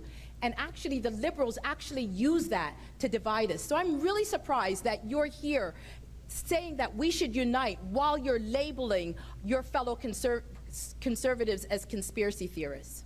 Thank you, Dr. Lewis. Next chance for rebuttal is over to you, Mr. Baber. Thank you. I would echo something that Dr. Lewis just said. I mean, I like Scott a lot, but a lot of concerns that Canadians had over the last year to 2 years have actually come through. We still have between 15 and 20% of Canadians that cannot board a plane or a train. They're landlocked in their own country. How anyone can believe that this is allowable in our country is beyond me. We have... Canadians are witnessing the continuous erosion of our democracy, and we should be mindful of this conversation instead of mocking them like the Prime Minister does. Thank you, Mr. Baber. Next, we'll go over to you, Mr. Aitchison. Well, thank you. I just want to quickly point out that I didn't label anybody a conspiracy theorist up here, but Leslie, you seem to take the mantle, so I'll leave that there. I don't know why you did. And I'll say to Roman, you know, this party in the federal parliament has been fighting vaccine mandates.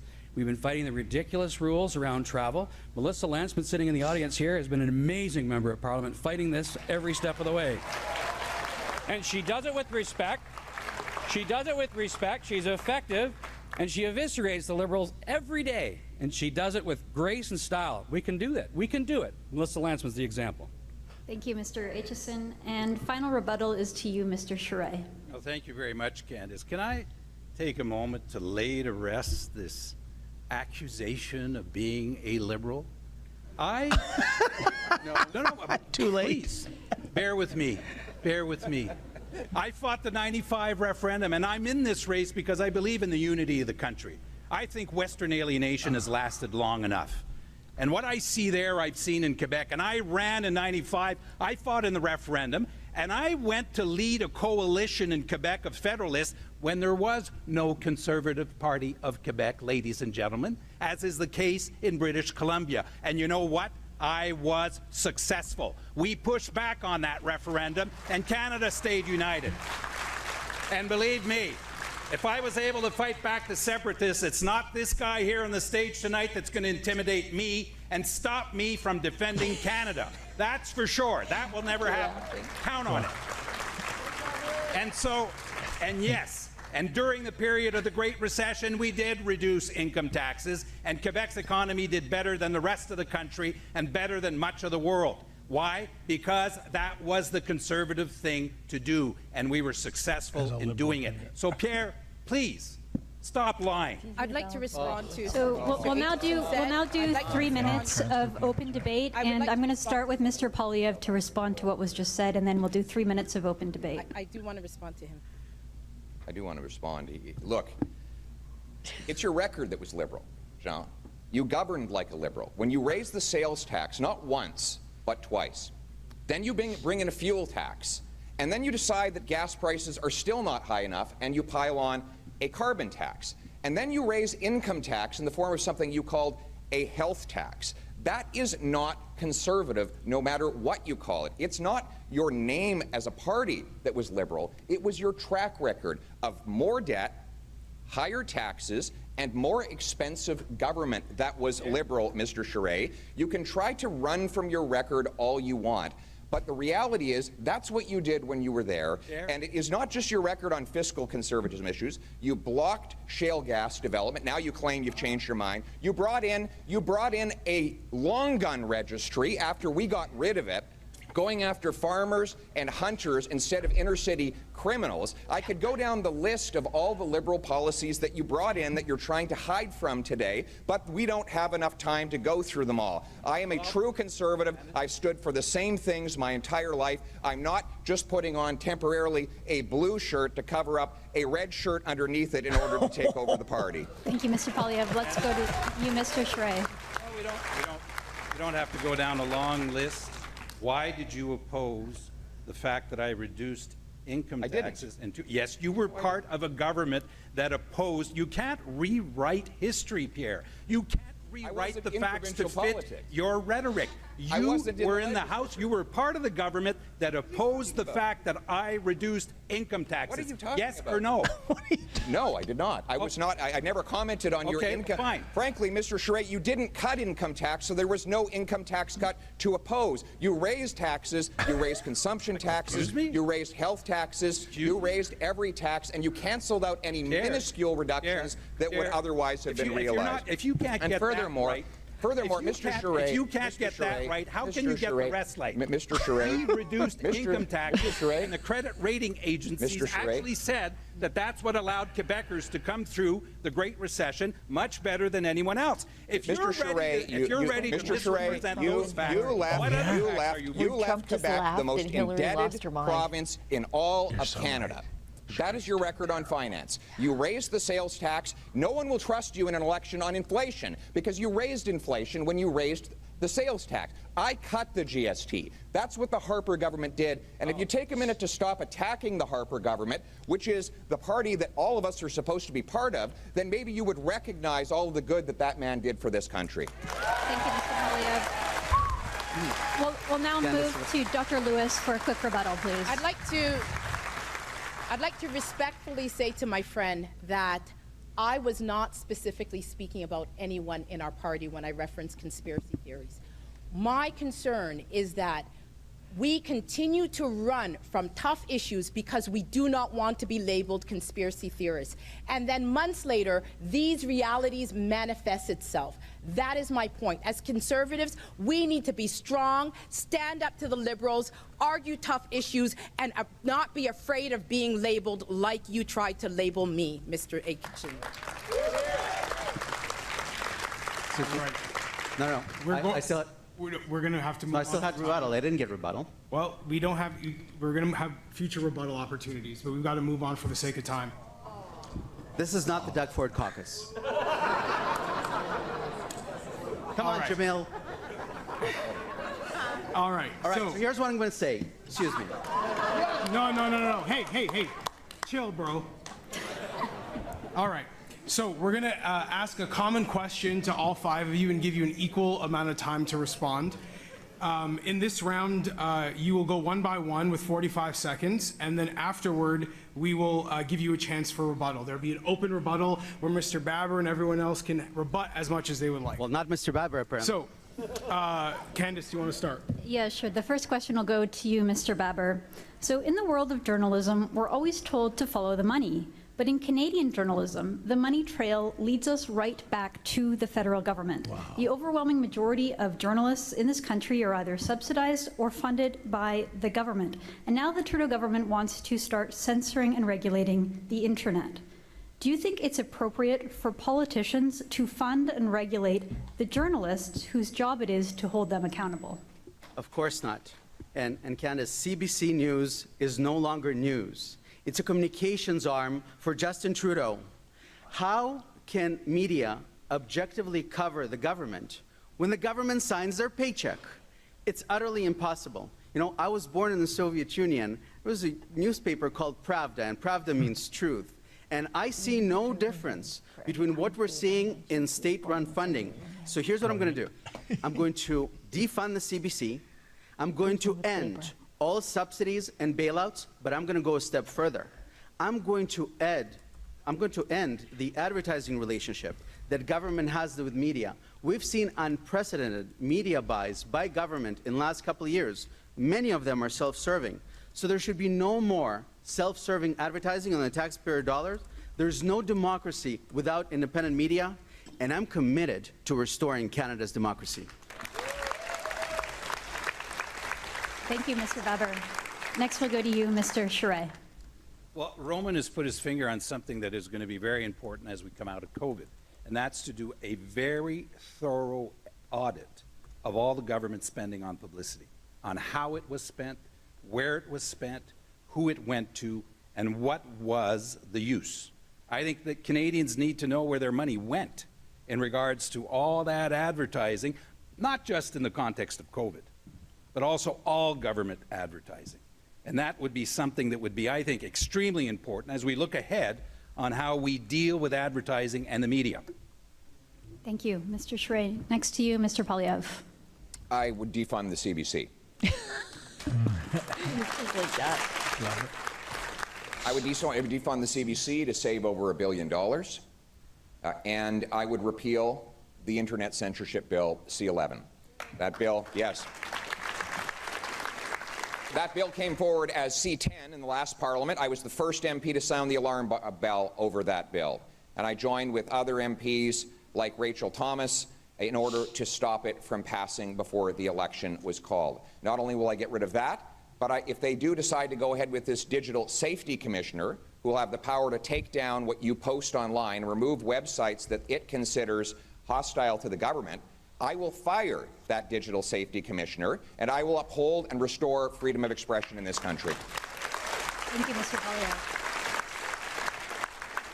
Next to you, Mr. Aitchison. Well, thank you. I'm actually inclined not to just burn down the CBC. I think that it used to serve a really useful purpose in this country in terms of our heritage and bringing us together. I think that it needs to be refocused. I think it needs to be reined in and obviously not be the arm of the Liberal government anymore. I agree with that.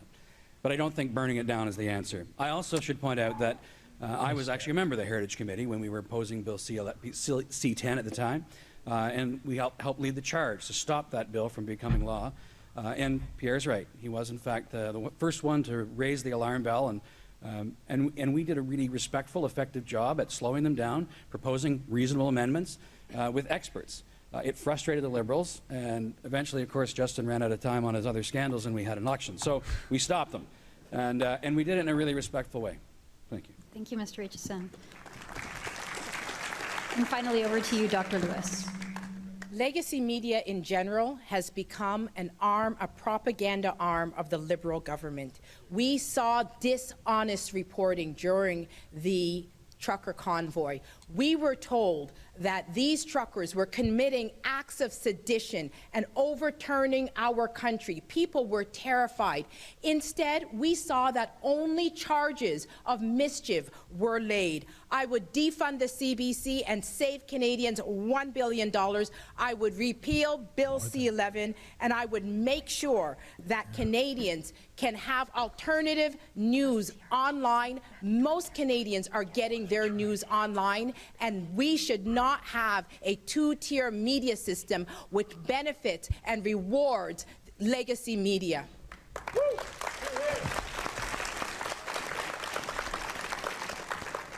Okay, another question that will be posed to each of you, and you will again have 45 seconds to answer.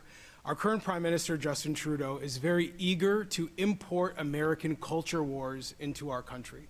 In 2020, he did this with Black Lives Matter. He is currently trying to do this with the sensitive issue of abortion due to what's happening with the U.S. Supreme Court. As Prime Minister, how would you approach American culture wars, and how would you approach the eagerness of Liberals to import them into our country? We'll start with you, Mr. Charest. Well, this is central to this leadership race. We have a choice. And Canadians who are watching us see this choice. Either we're going to go down the road of American-style politics with the division and the polarization, the hot button, the sloganism, the attack dog attacks, or we're going to stay Canadian. And we will be the Canadian Conservative Party that we should be and that we're destined to be and that they want us to be. A national party able to connect all parts of the country, whether it's Alberta, Quebec, or Ontario. That is what we're destined to be. So, no, we should not import American politics into this country. And we should stand for what we believe in and the values that we believe in as Canadians. And I will fight that style because for Canada, keep in mind, this type of politics, Americans may be able to survive. But for Canada, this type of politics will be extremely damaging to the fabric of the country. A country of regions, of languages, of diversity should not have to put up with American-style politics. Mr. Aitchison, over to you. Well, I think I've raised it already, the example that I gave of Mr. Trudeau using vaccine status in the last election to try to demonize Canadians. And he continued to do it, even invoking the Emergency Measures Act when it was completely unnecessary to do so. It's disgusting, and we can't fall into the same trap. We need a message And we need a leader who can communicate a message and a vision for Canada that talks about bringing us together, that unites this country from east to west, north and south, urban and rural. We got to stop demonizing each other. Canadians are amazing people, and there's more that unites us than divides us. And we need to focus on that in a positive message. Dr. Lewis? Underwhelming. We need to focus on diversity of thought, on our diverse viewpoints that we have in this country. We need to recognize that we have diverse regions and that our country is being torn apart by regional alienation. There's so many aspects in so many areas in our country that are being neglected. The Atlantic region, the West, Quebec. These areas have their unique problems, and we cannot adopt U.S.-style policies to fit our diverse country. We need to focus on making sure that we unite our country. National unity has been at an all-time low now, and it's time that we work together with our different regions to look at our unique strength and our cultural uniqueness. Mr. Baber? It's not American cancel culture wars. It's left-wing ideology cancel culture that's been on the move for the last 40 years, that's making its way through Western democracies and demonizes and tries to cancel anyone that disagrees with it. I have been standing up to cancel culture and radical left-wing ideology for the last 2 years like no one has in this country. I know exactly what this ideology looks like, and we have to call it out. And I think that Canadians would choose, instead of collectivism, instead of this ideological pie-in-the-sky utopia that failed everywhere around the world, Canadians just want to be left alone. That's it. And this is a message that we can be comfortable with. We should be comfortable calling out this ideology for what it is, and we should also stop the division with our neighbors to the south. Thank you. Mr. Poilievre. It's a very deliberate strategy. The radical left and the government and Justin Trudeau believe that if they can divide people on race, gender, and now vaccine status, and by next year they'll have thought of a new way to divide us, then that you'll be afraid of your neighbor and you'll turn to the state to give them more power. It's called divide and conquer. Don't worry that you can't afford food or a house or gas up your car. Be afraid of your neighbor or your trucker or your local co-worker. That is a deliberate strategy. You see, control is something people fight over. Freedom is something you fight for. There's only so much control to go around. That's why people fight over it. However, there's enough freedom for everybody. If your neighbor gets more freedom, it doesn't mean you get less. If the immigrant gets the freedom to work as a doctor, you get the freedom to have a doctor. More freedom for one is more freedom for another. That's why we should unite for freedom.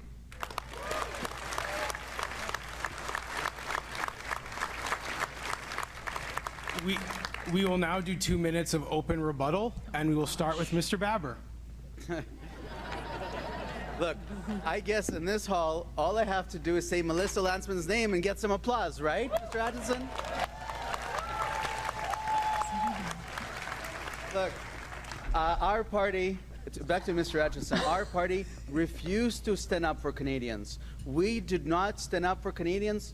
No one on the stage stood up for Canadians until the truckers came to town. Thankfully, Dr. Lewis came around after the election, and I thank her for that as well. But we need to articulate to Canadians that we will have their backs no matter how prevalent cancel culture gets to be.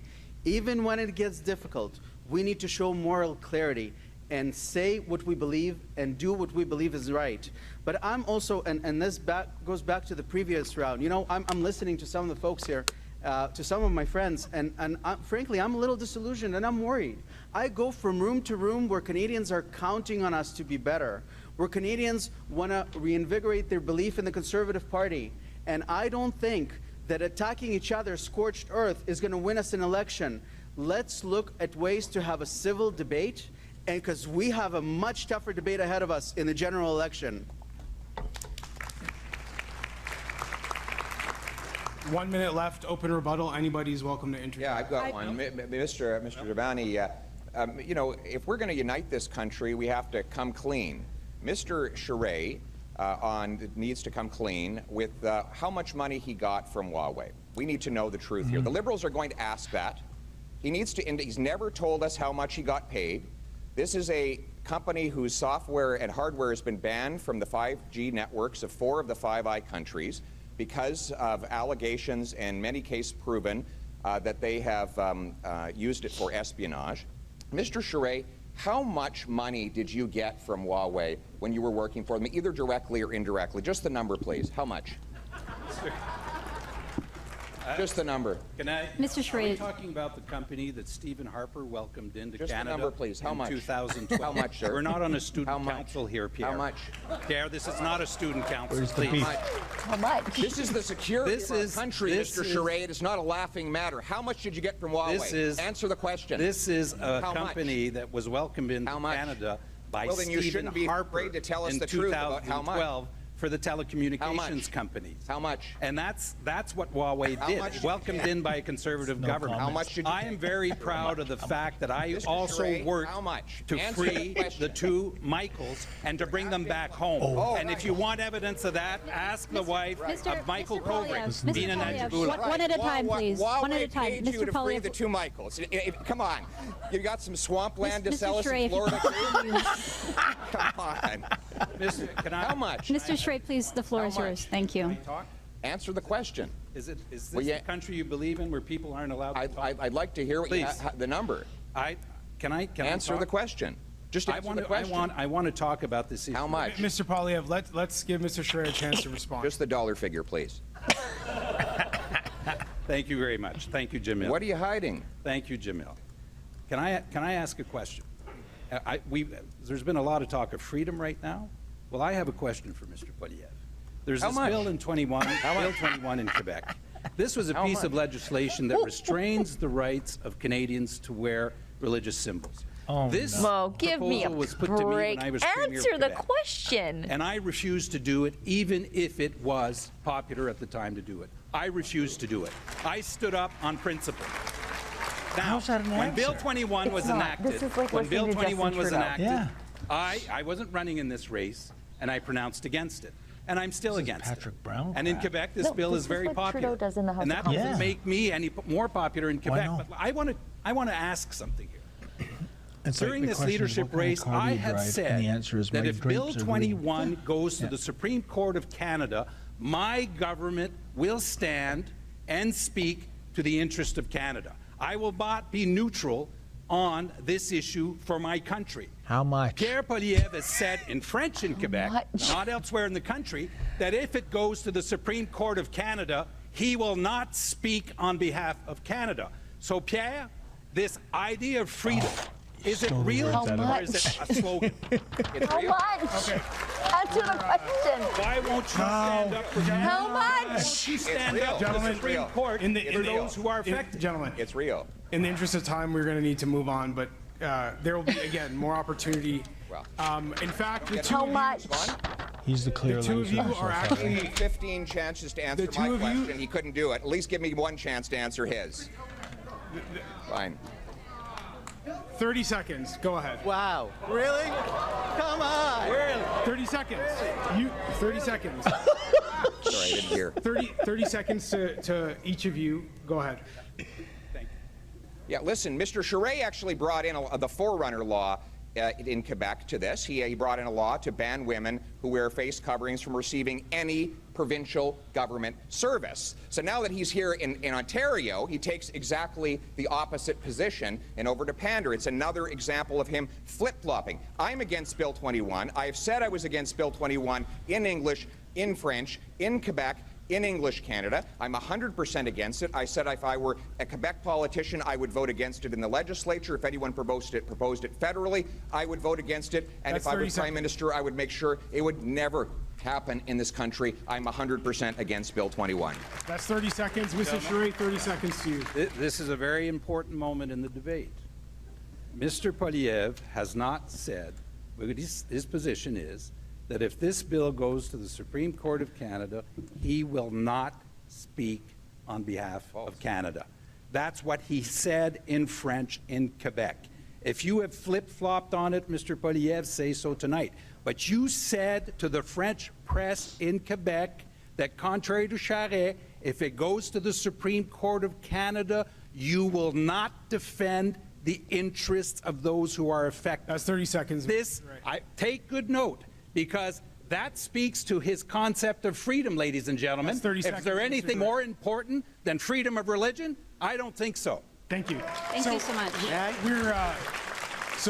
We're going to move on to some new questions, and this question is going to be posed to Mr. Baber, Mr. Aitchison, and Dr. Lewis on the topic of health care.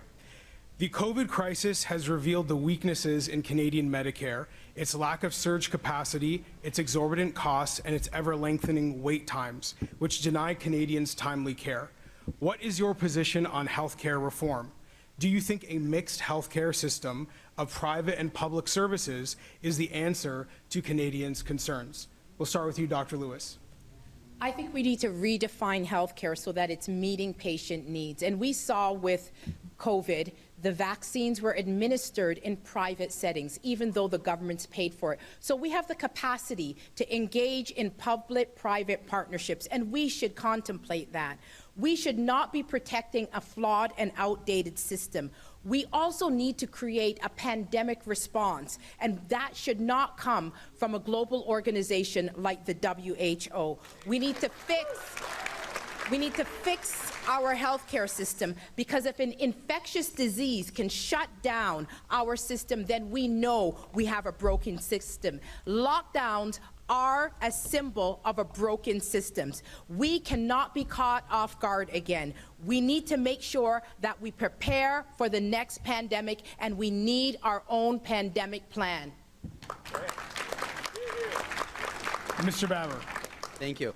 Well, first of all, I'd like to get government out of our relationship between ourselves and our doctors. I don't think that government has a role in there, but Canada has one of the most deficient healthcare systems in the world. We have one of the lowest number of beds per capita among OECD countries, and there's no question that we need to address this shortage and potentially look at a capital expansion, but we can't do it until the provinces get their act together. We need more nurses and less compliance officers. We need less waste and duplication. I am actually pleasantly surprised, and I welcome Jean's comment on this issue. I think that there is room for supply-side healthcare within the framework of the Canada Health Act. That's where we have more options that are still single-payer. We need to get serious about fixing healthcare in this country, especially with an aging population. I'm going to be having a serious conversation with the provinces about a capital expansion, but we need to get the waste under control. Mr. Aitchison. Well, listen, I agree completely that part of the reason we had so many lockdowns is because we had a fragile healthcare system. We wear this as a badge of honor. It's part of our identity as Canadians that we think we have the best healthcare system in the world, and we simply do not. If you have critical care problems, if you have issues that are going on for a long time, it takes forever to get care in our system. We have to not be afraid of having a broader conversation. We have to take the polarization out of it. The Dutch model is actually a brilliant one. I've been reading about it. But we have private sector already in our healthcare. It's a multi-level sector. We can do so much better if we have the conversation. It's a system that was predicated on a promise that was made back in the late 60s on the federal government paying 50% of the cost of healthcare. We've never done it. We've never lived up to the promise. We have a federal government that generation after generation meddles in provincial affairs to buy votes, and everything they do is mediocre. We need to improve what we're doing. We need to have a real relationship with the provinces, and we need to live up to our promises as a federal government and live up to solving this problem for Canadians and making sure that we look at all models around the world. We always think about the American model, but there's a lot of models out there that are a lot better than ours, and we need to have an honest conversation about it. France and Germany. To each candidate who answered the question on healthcare, we'd like to give you 30 seconds of rebuttal time. So we'll start with you, Dr. Lewis. I think it's important that we end hallway medicine every single year that we have the flu pandemic. we see hallway medicine. This did not just come about with COVID. We have to make sure that we work with the provinces to reduce wait times. People should not be waiting for surgeries, nor should they be waiting for simple things like MRIs that could be delivered in a private setting. Yeah, 30 seconds. I cannot believe that Mr. Acheson is justifying lockdowns by looking at our healthcare system. We should never be excusing lockdowns. And neither should Mr. Charest say that if we have better healthcare, we will not need mandates. No, we do not need lockdowns. It was the greatest catastrophe perpetuated on our generation. We've actually made healthcare a lot worse, with cancer screenings missed, with a mental health pandemic, with surgeries delayed. We knew who the virus attacks. We knew who we had to protect as early as May 2020. But instead, we succumbed to the left-wing cancel culture mob, and we continued not owning up to what we understood as early as spring 2020. We should never excuse that.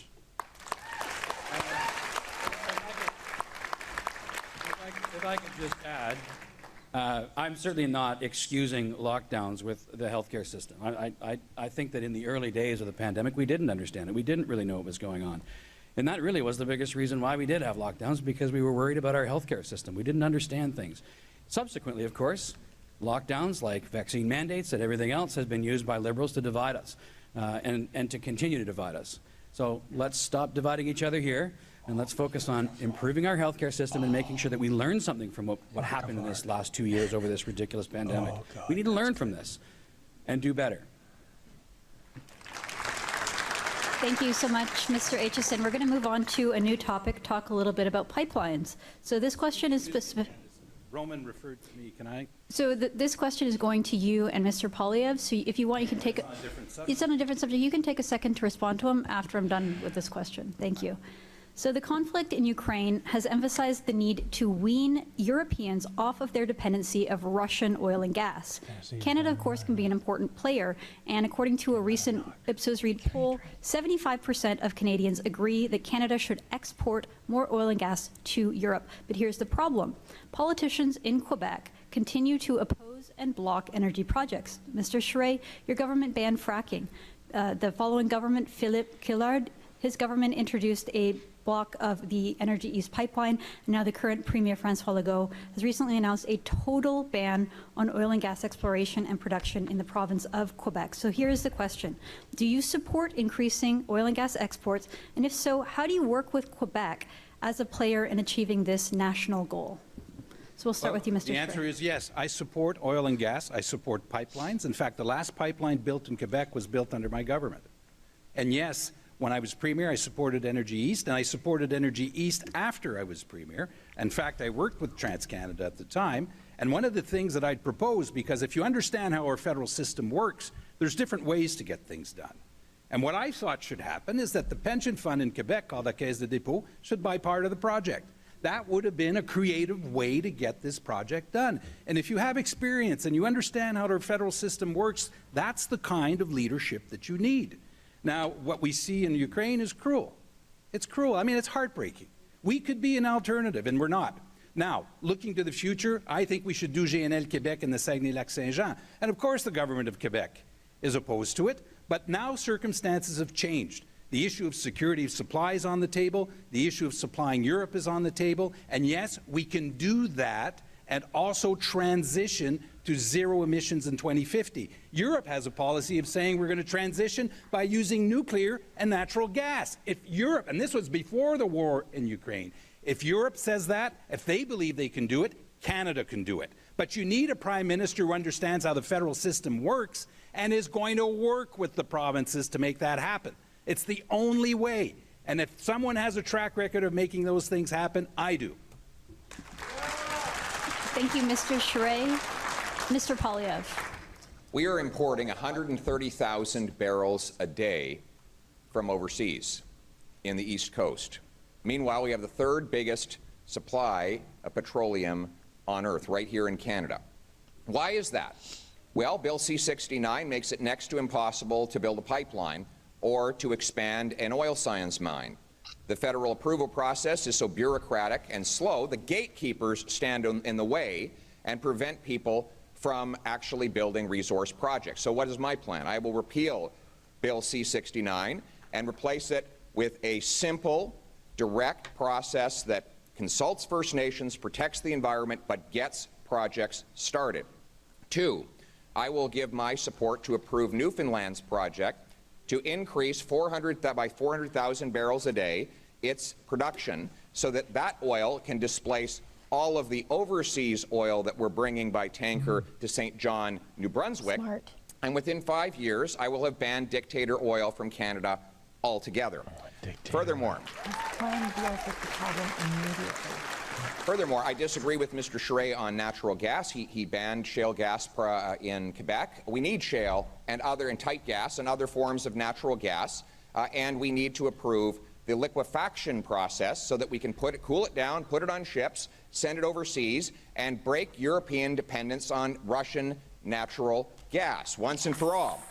If Mr. Charest had not banned natural gas in Quebec, we might be able to do that already. But I will not only support those projects, but I will support liquefaction processes so that we can ship our natural gas to Asia. The closest point in North America to Asia is British Columbia. The closest point in North America to Europe is Newfoundland. We have a massive geographic advantage, and we have a weather advantage because liquefying natural gas is a process of cooling it down. What do we have in Canada? Cold weather. It is our most abundant natural resource. So let's cool it down, turn it into liquid, send it overseas, sell it, and turn dollars for dictators into paychecks for our people.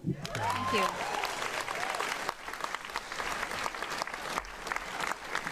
I'll give you each 30 seconds to respond to one another, and I want to specifically re-ask the question, how would you work with the people of Quebec and the Premier of Quebec to get Canada's energy to market? Mr. Charest, to you. Well, it's going to take a lot of work. You can't impose it, Candace. I want to be very clear. Anyone who thinks that in this federal system of government, the federal government can just walk in and impose it, needs to remember something called the National Energy Program. And if you remember the National Energy Program, that's what happened the last time a Trudeau went into Alberta and said, we're going to go over your heads and get this done. You need to find ways that will incentivize them to do it. And that means a new reality, but also in the Saguenay-Lac-Saint-Jean, a huge mobilization of people who believe in that project. The same is true for New Brunswick, for example. This LNG plant in New Brunswick that was built for the purpose of importing needs to be retrofitted now for the purpose of exporting gas.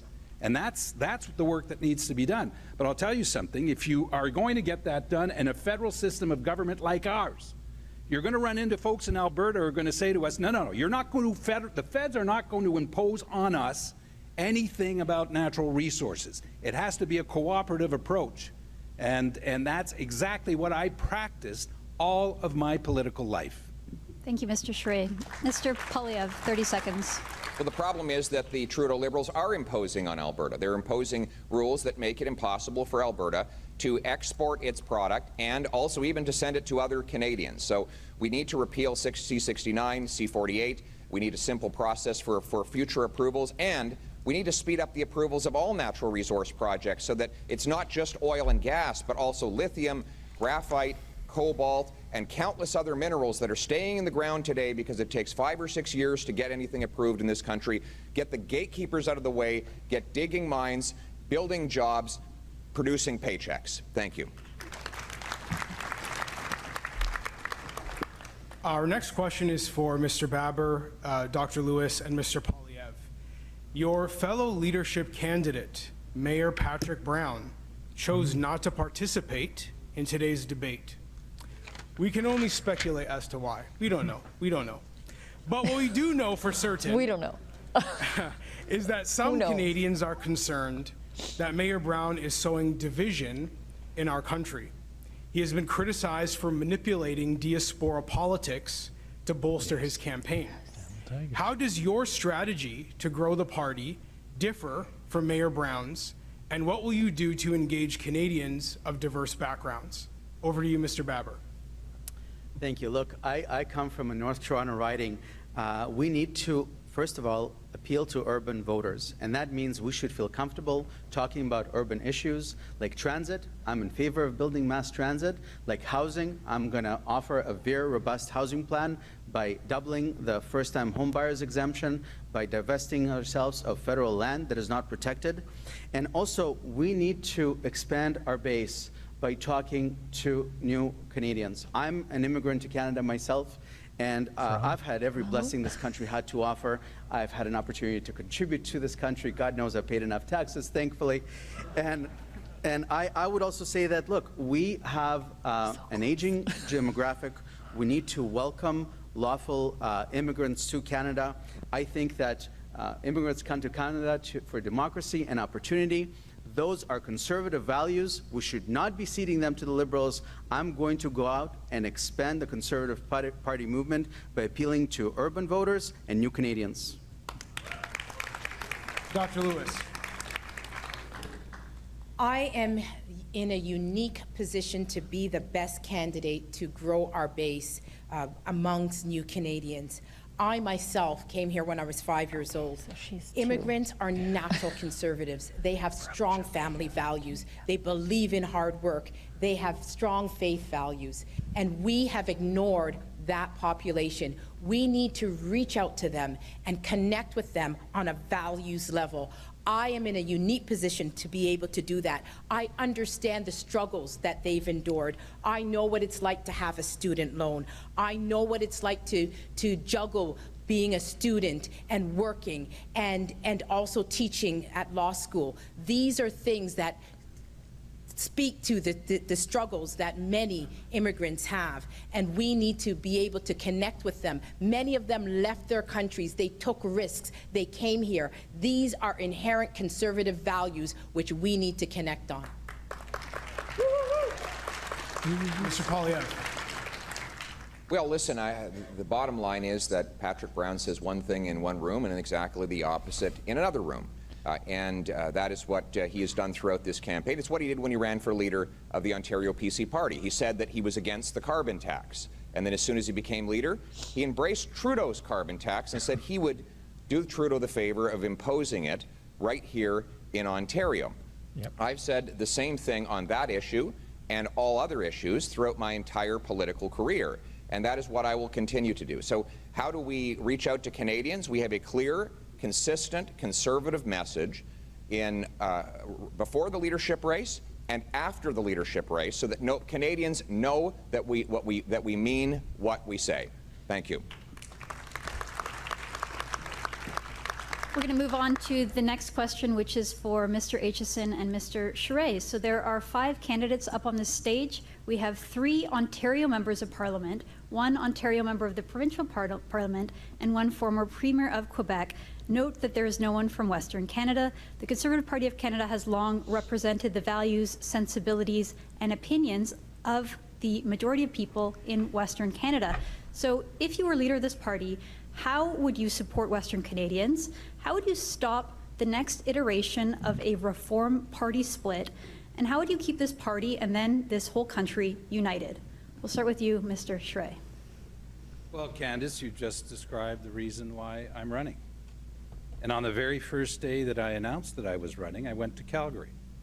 And it was a gesture and a message that I want to be a prime minister for all of Canada, including Alberta. That I support Albertans. That we know that they feel left out, and they feel they're not acknowledged, and they're not recognized for their extraordinary contribution to the country. And the reason I'm running, Candace, is because I've seen this before. And we cannot take our country for granted. None of us should make the grave mistake. You see what's happening in Russia now. None of us should ever make the mistake of taking our country for granted. We owe this to our children and our grandchildren. This is a battle I fought once, and I don't want to go down that road again. And we are the party. How much time do we have to? Canadians are looking at us and saying, be that national alternative. Be the party that history and destiny wants you to be, that bridges Alberta and the rest of the country. I don't know. Now, in this election campaign, friends, that's a choice you have. I don't know what he's talking about. I can't choose for you, but I can promise you this.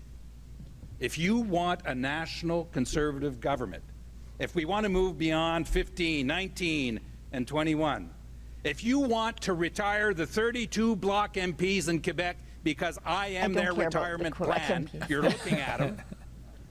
And then I will be the leader that will unite the party. Thank you, Mr. And Schrey. elect a national conservative government. Thank you, Mr. Schrey. Same question to you, Mr. Aitchison. And thank you for it. Really, it comes down to me. It's about respect. It's about dialogue. It's about listening to each other. I arrived here in 2019 after a long career, part-time career in municipal politics in Huntsville, the last 5 years as mayor, and I was alarmed at how many people in leadership positions in Ottawa didn't understand the first thing about leadership. It's about empowering. It's about inspiring the people and the team around you to great things. It's about engaging. It doesn't happen. And we need to do it in our movement. We need to do it in this country. As a member of parliament, new member of parliament, I've been to Alberta 3 or 4 times now. The first time I went to visit with Mr. Tom Kimmich. We went to tour some facilities, and everybody just kept saying, "You're from Ontario? You're an Ontario member of parliament? What are you doing here in Alberta?" And I said, well, I have a national role now. I think it's important to understand the entire country. And that was foreign to them. We need to listen to each other. We need to do it in our caucus. We need to do it in our movement. Unity is not uniformity, but it is finding the compromise that moves us forward and shows that we have the courage and the character to be trusted to govern and lead this country. Thank you. Thank you, Mr. Aitchison. We're now going to open it up to open rebuttals on this question. So everyone will get 30 seconds to respond on how you would keep Canada united. We'll start with you, Mr. Baber. Thank you. Well, I think, first of all, we have to recognize that there is life outside of Ontario and Quebec. Okay? Yeah. And we have to bring the provinces and we have to bring Canadians coast to coast into the national conversation. Second of all, I think that we should unite our country behind a theme of economic opportunity, which I will unleash by making Canada into the natural resources superpower that we ought to be. And finally, I think that we need to respect our regional differences, but at the same thing, remember that we're all Canadian. And I'm seeing some of our Canadian values being eroded in the last couple of years, whether it's democracy or Canadian kindness that I talk about often. We need, like my friend Scott Aitchison says, restore civility to the national conversation. We need to start loving Canadians again. We're a wonderful country coast to coast, and we need to welcome everyone into the national conversation. Thank you, Mr. Baber. Over to you, Dr. Lewis. We need to respect the various regions of our country. If we look at even a province like Alberta, we have implemented laws that have crippled their economy. Bill C-48 and Bill C-69 actually favors foreign companies over Canadian companies. We need to make sure that Ottawa stops disrespecting certain regions. Even in the Atlantic region, the development of their natural resources are being inhibited by national laws. And we need to make sure that each region comes together and their strengths help to bring prosperity to our nation. Thank you, Dr. Lewis. Mr. Polyev. Well, despite winning 7 elections in Ontario, I'm actually a born and bred Calgarian. I understand the West. Yes, applaud that. I understand the West. I grew up there, spent my first 2 decades there. My family still lives there. And I'm proud to fight for Western Canadians in Ottawa, even while I am an Ontario MP. I also remember the days when the National Party got too liberal and we lost Western support. That risk still remains. And that's why we need someone who is truly conservative, who will stand up against carbon taxes and long gun registries and fight for the values that unite us across the country as conservatives. Only by uniting all conservatives in all regions of the country will we win the next election and bring fairness to every province. Thank you. Thank you, Mr. Polyev. Mr. Aitchison, you have 30 seconds. Sorry, I have 30 seconds to rebut what I just... Well, 30 seconds to add to anything about national unity or keeping the party together. Well, I don't think there's a lot more to add, frankly. I mean, I think what's I think dismaying is that you see an awful lot of division, even in this race. There's a lot of, if we put on a show that is divisive and nasty with each other, I just don't see how that unites all Conservatives. I don't see how it shows to Canadians that we can govern and we can lead. We have to be more respectful with each other. We can disagree without being disagreeable, and that's the only way to unite our movement. Thank you. And final word to you, Mr. Charest. I actually think it would be a breath of fresh air to have a Prime Minister in Ottawa who has been a Premier of a province and who understands how this federal system works. And I talk from experience. I was part of a government that had Albertans and Quebecers and Ontarians at the table. And you know what? When that happens, all of a sudden people that seem far away in another region, they have faces, they have names, they have families, and they share the same values. And big things get done. In this country, big things can't get done unless there is that leadership. How much? I'll give you an example on Energy East. Did you ever hear Mr. Trudeau say, I am in favor of Energy East? Do you think a project of that size can get done if there's no leadership? Someone who grabs it and goes? I know. I've done it. And that's the kind of Prime Minister that I want to be, and I will be. And that will be true for Albertans and for all Canadians. But we need to do that. In fact, when that happened, those were the days when the National Energy Program was axed, when we had people around the table who agreed on those things. That's when Canada is at its best. But please, allow us to be that party. Allow us to meet that ambition and to be ambitious enough to grow our economy and recognize every Canadian as being equal and every Canadian as being part of the Conservative family.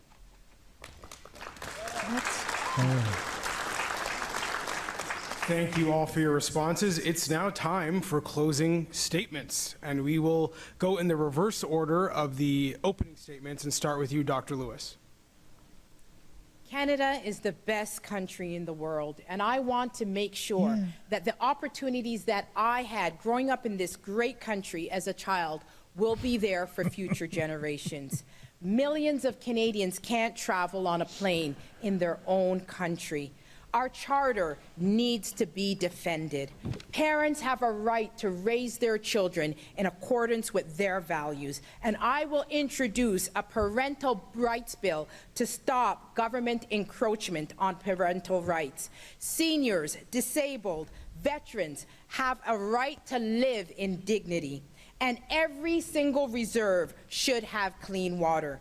We must restore freedom and prosperity to Canada once again by bringing back jobs and developing our natural resources while protecting our environment.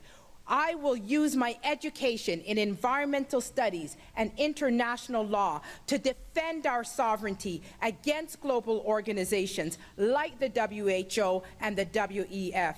I will strengthen our democracy and bring back freedom and prosperity to Canada once again.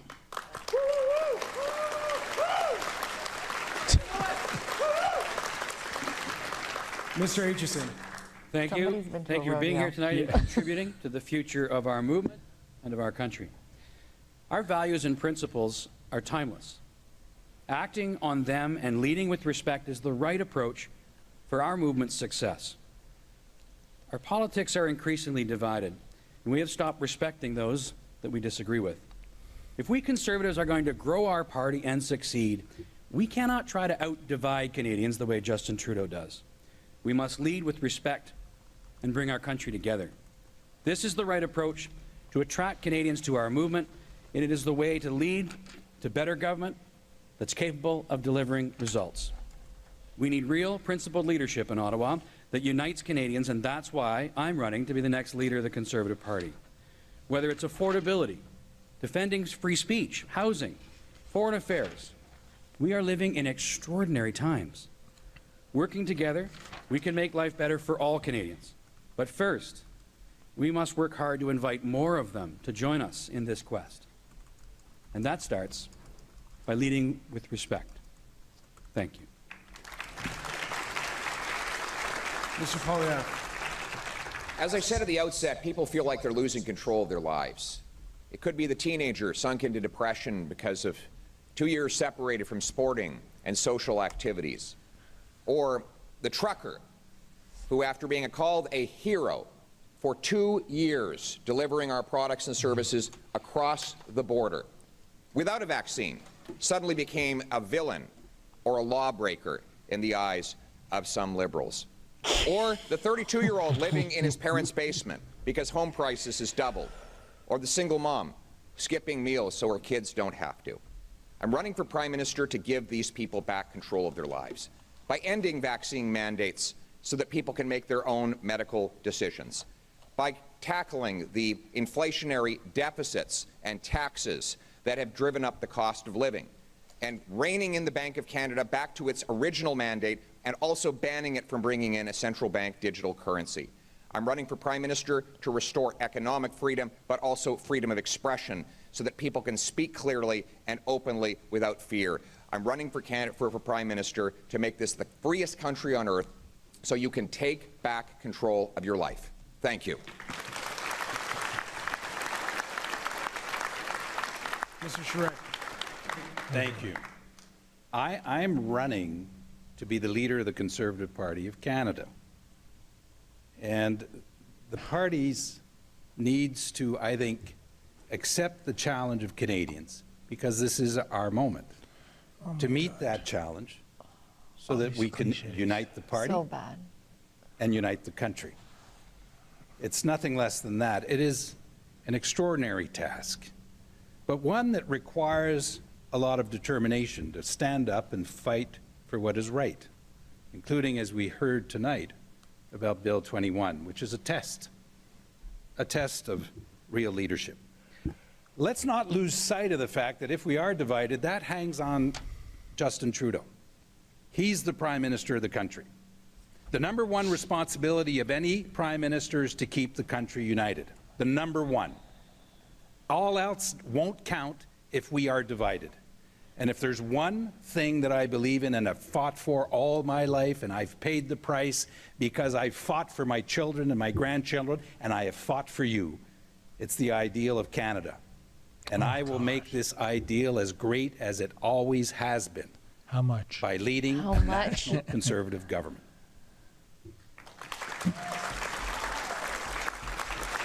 Last but not least, Mr. Baber. Thank you. I was born and grew up in a communist regime.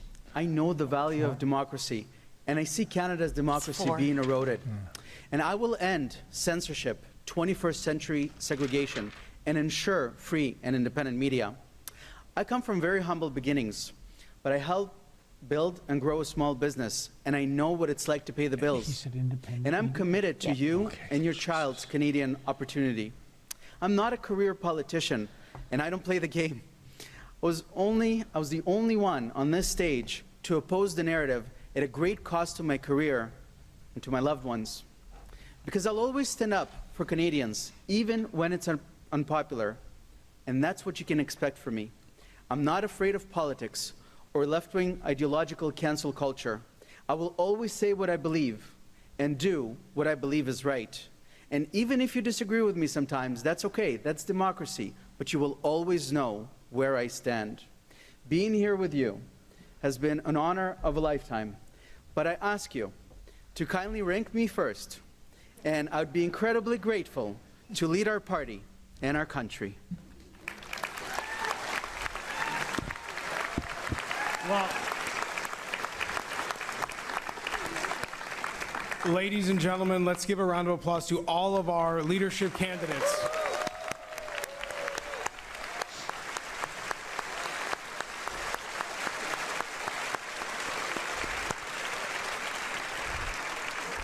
See if Pierre shakes the other way. I don't think so. Thank you all for joining us. Of course, again, we'd like to thank our sponsor, Meta, for providing coverage of tonight's debate on Facebook Live. We'd also like to thank our presenting sponsor for tonight's debate, Earnscliffe. You are all encouraged to stay, socialize, have a good time with one another at our welcome reception, which is located on the 3rd floor. Also, a reminder that our program will begin at 8:30 a.m. back in this room, where we will hear remarks from the Honourable Candice Bergen, Interim Leader of the Conservative Party of Canada. On behalf of the team at the Canada Strong and Free Network, thank you for attending. Enjoy your evening.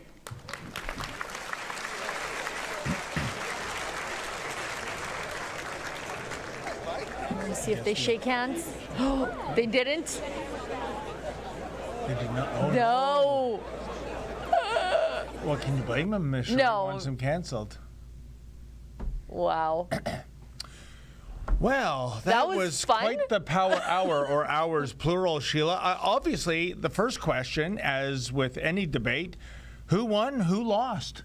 I think Pierre Poilievre won. I agree. Charest lost. I agree. Aitchison is sick of everybody. He's sick of us. I feel like he's just bored. Yes. With being there and tired of the conservative movement. He just seemed to be like, you guys just got to get along. Like, I felt like he was the mom who's sick of her kids fighting all the time. Leslyn Lewis sounds like she's taken a Toastmasters course. Her level of public speaking, even from when I last saw her a couple of weeks ago, has seriously improved.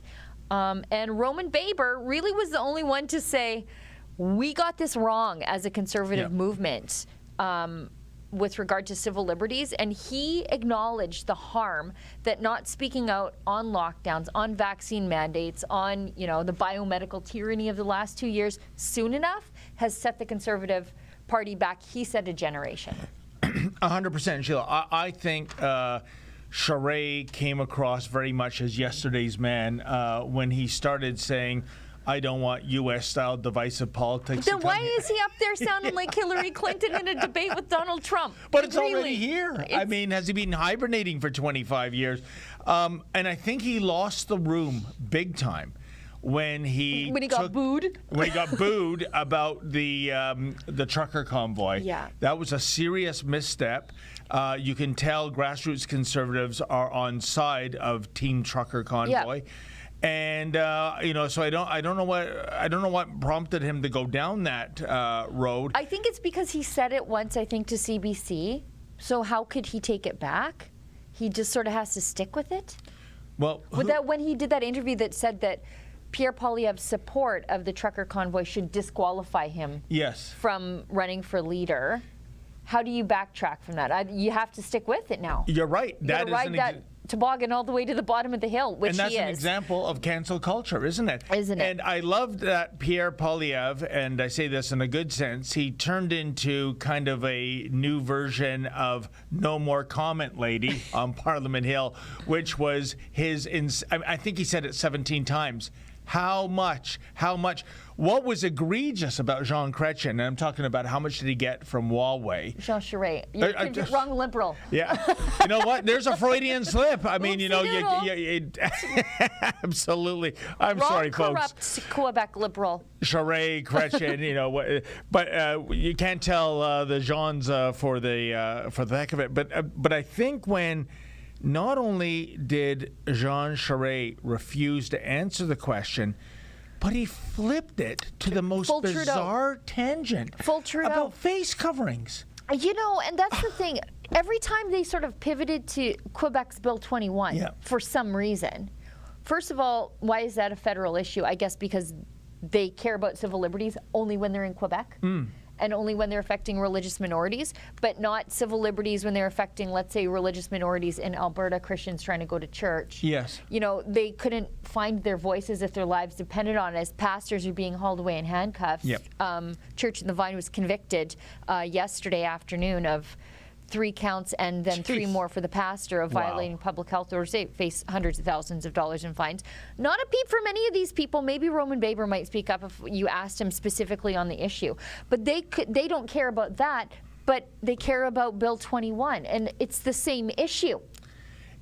Speaking of Roman Baber, Sheila, I got to tell you, he's saying all the right things, and ideologically, I very much agree with almost everything Roman Baber says.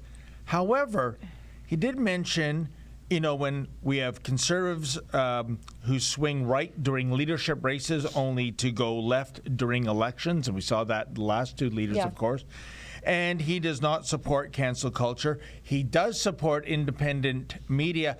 Here's where my spidey senses are tingling, because as you well know, Sheila, it's been very hard up until recently to pin down Roman Baber. Let me tell you something, folks.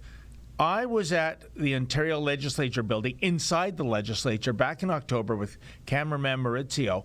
I literally bumped into Roman Baber. me, independent media, me, like him, anti-cancel culture, me, like him, who believes in true blue Toryism. And I said to him, because he had ignored all our requests for weeks on end about getting an interview, "Oh, Mr. Baber, since I'm here with my cameraman, do you have like 10 minutes? We can do a quick interview." And what he said to me, folks, was, "Oh, David, come on, you know that's not how it works." And I didn't know what he was talking about. I go, what do you mean? You're a journalist. He's Yeah. an interviewee. He says, That's you just how it got to works. go through proper channels. I go, proper channel? You're the guy. You, like you just said, I'm the interviewer, you're the interviewee. He goes, "David, come on. You know you've got to go through proper channel." I mean, what is he, Queen Elizabeth, for goodness sakes? I got to go through royal protocol? Do you know what, though, to be fair? He's talking to us now. Yes, So, but you know, again, I said it before, I believe in redemption. It, you know, maybe he's changed his mind, he found his courage, and now that he's found it, I'm happy. I'm glad to see it. Well, yeah, and I think he did promise to do Ezra Levant's show, Yep. but still no date even written in pencil. Scott Aitchison. Aitchison. Say it again? Aitchison. Aitchison. Sorry. What I found surprising is that he made news the other week with his condemnation of the supply management system in Canada. Happy to hear it. Oh, yeah. just like Mr. Bernier did back when he was still part of the Conservatives. And, of course, supply management that affects dairy, eggs, turkey, and chicken. Yep. And I'm very familiar with the system. It is But not like, beef. Not beef. No, it is almost like a Soviet-style cartel. You know, once upon a time, Sheila, I did an investigative report. I was working for a magazine called Canadian Hotel and Restaurant, because you talk about the food service industry. Do they ever get screwed by supply management? Yeah. This took 8 months of my life out of me, because this is 1993. There's no internet. I'm going to the Toronto Research Library. I'm getting microfiche. Oh, kids, you don't know how lucky you have it, where you're physically spooling through articles from Not just going like this? Oh, it's unbelievable. I mean, you have no idea how much the internet has been a shortcut to research. But I did this report. I'm going to do a pat on my Fine. back. Okay, I'm you here, get a I'll pat do on it my in back. person. While our advertisers hated it and the magazine folded after, I think... You killed a magazine? I killed the magazine. You're like Christopher Freeland in Reuters. But get this, that article won an American Business Press award, which is an incredible rarity for a Canadian trade magazine, because, you know, you look at the budgets of American trade magazines versus Canadian, it's a slaughter. It's like NFL and CFL. Yeah. Anyways, I've investigated this article promptly, and I can tell you, folks, in the early days of supply management, it doesn't happen so much now. Do you know there were Kentucky Fried Chicken stores that were closing early because they literally had no chicken, right? Oh, I believe it. You know, this is a quota system in which a lot of the quota, be it for chicken, for dairy, it's not even owned by farmers. It's owned by Bay Street businessmen and lawyers, if you can imagine it. Yeah. And it stifles growth. Lilydale. Yeah, and he's come out against it. I'm surprised this wasn't an issue. Yeah. And secondly, why didn't he I mean, for goodness sakes, if Jean Charest is raising face coverings and From 2015. Oh, yeah, and the Barbarian Hotline as issues, what was stopping Scott from saying, for example, in terms of putting more purchasing power in the hands of Canadians in these days... Fighting inflation. Yeah, I'm going to dismantle... Now, he's going to get slaughtered by the dairy farmer cartel, especially for going out against that. People will come for you. 100%. But why wouldn't he mention this? Because that was the only time I've ever seen his name in the news, as opposed to Charest, Leslie Lewis, and Pierre Poilievre. I don't know. Maybe he was worried that he would get a little bit of the Maxime Bernier treatment from the party. I would say too it. late. Yeah. I mean, You know. why say it if you're not going to stand by it? 100%. It's really the only thing that I think sets him apart from a lot of the people on the stage. I agree. I'm not left with... I don't not like Aitchison. What did I describe him as? Spaghetti noodles with unsalted butter. I don't not like it. White But I probably bread is wouldn't a- choose it. I just, it's like vegetable lasagna. It's like fine, but that was my impression that he got. It felt like, the only thing I know really about Aitchison now is that he's really disappointed in us. Yeah. He's disappointed in everybody. Yeah, I'm glad he didn't wear blue. He would have just blended into the background like wallpaper, I think. But here's a question for you, Sheila, and I'll give you my answer to my own question. What was the one statement that made the needle on your internal bullshit detector veer hard into the red zone? I'll tell you what it was for me. It was Jean Charest when he was hobnobbing around the GTA. He mentioned the Conservatives only have 4 seats out of 53 in the GTA. And people at the door, the one thing burning on their mind was the Barbarian Practices hotline. Are baloney. you kidding me? Baloney. No.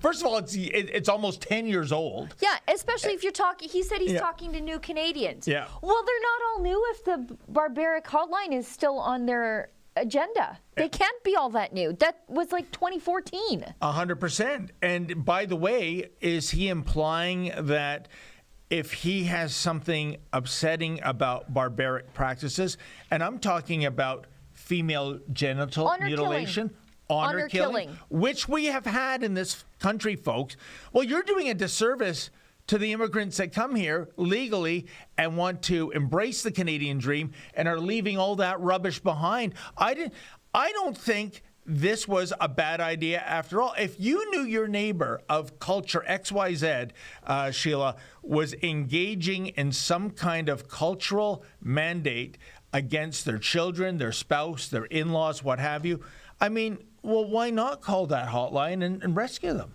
It could have saved the Shafia girls.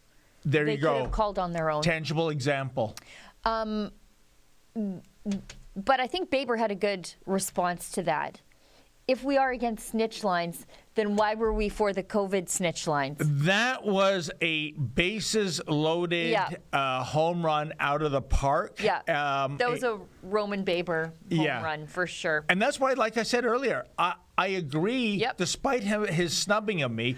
Only the one time he doesn't, maybe it's you. Oh, no, we were sending out I know. requests. I know. But I he's agree come with him ideologically, Sheila, 100%.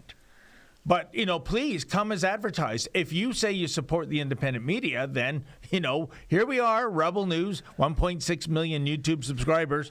Give us a break. Again, we talked about how Charest wouldn't answer the question. And you know what else I was surprised about? They brought up Patrick Brown. And that's what you get for not being there, Patrick. Yeah, but they only asked the question to 3 of the candidates.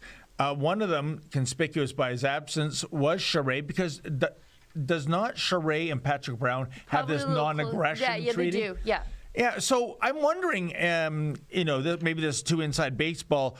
Did the Charest camp come into the debate and say, if you bring up Patrick Brown, that is a no-go zone for Mr. Charest? We have a non-aggression pact. Is that why he wasn't asked his opinion? I don't know, or if that's just how they structured the questions, but I don't think Candace would let him off with that. Oh, is that right? I don't think Candace would be like, okay, fine, I won't ask you a tough question. Right. That does not sound to me like Candace Malcolm.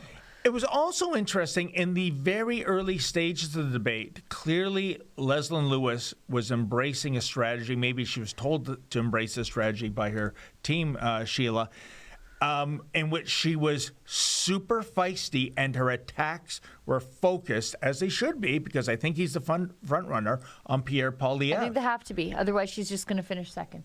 100%. And you know what? I got to tell you, though, it fizzled out. She came roaring out of the gate, but I guess... I think, though, when you're standing next to a murder, it's hard to maintain your momentum. You know what I mean? Standing next door, and Pierre Poilievre is sending Charest home in an ambulance, Yes. it's a little tough to maintain your momentum. It kind of takes the wind out of your sails a little bit. And, you know, it was very interesting to see the debate going on between Pierre Poilievre and Jean Jean Charest. And, He's masquerading as a conservative, Jean Charest. Isn't that a thing of beauty? Jean Charest. That's beautiful. Versus Huawei Charest. Pierre Piledriver, yeah. based on his performance there. But I loved how he was taking him to task for his record as a Quebec Liberal premier for 8 years, raising sales tax. And he did make a good point, because a lot of the criticism leveled at Charest is because he ran as a Liberal, but that was the name of the party. Yeah. And so it's like the BC Liberals, where they're a right-of-center coalition party, not the Trudeau Liberals. And so I think Poilievre was really smart to point out, it's not because you were the Liberal premier of the Liberal Party of Quebec, which at the time there was no Conservative Party in existence. It's because you did Liberal things. Yes. I thought that was good for him to point that out, because that's Charest's immediate, like, oh, it's because there was no Conservative Party. So I ran as a Liberal, but it wasn't really Liberal, but you did Liberal things. And what were those Liberal things? Raising sales tax twice. Gun registry. Fuel tax being raised. Health tax. Yes, and the long gun registry. Blocking pipelines. Yeah. So he called out the gas. BS. You know, and I think you've already lost. Charest said this, quote, "Can I lay to rest this accusation that I'm a Liberal," end quote. If you have to say that.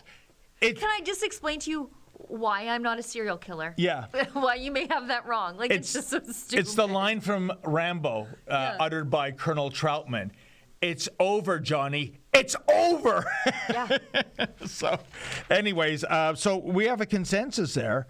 And it was very good to see also Roman Baber take a slam at CBC News, no longer being news propaganda arm. I think Aitchison, he sort of didn't read the room there either. When I'm going to keep parts of the CBC. We're going to rein in its mandate and make sure it's not a Liberal mouthpiece. Yes. Well, how do you do that? It can be whatever mouthpiece it wants to be. 100%. I don't want to pay for it.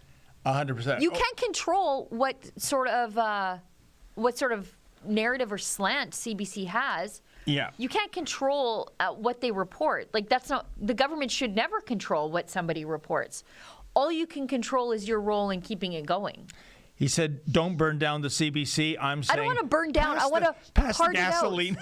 I want to part it out like an old minivan. There's salvageable parts that could be sold into the private sector. They probably have some good mics or something, maybe some cables that people want on, I don't know, Facebook Marketplace. But I don't think that the taxpayer needs to maintain it at all. Now, I think, are we going to questions right now? Or?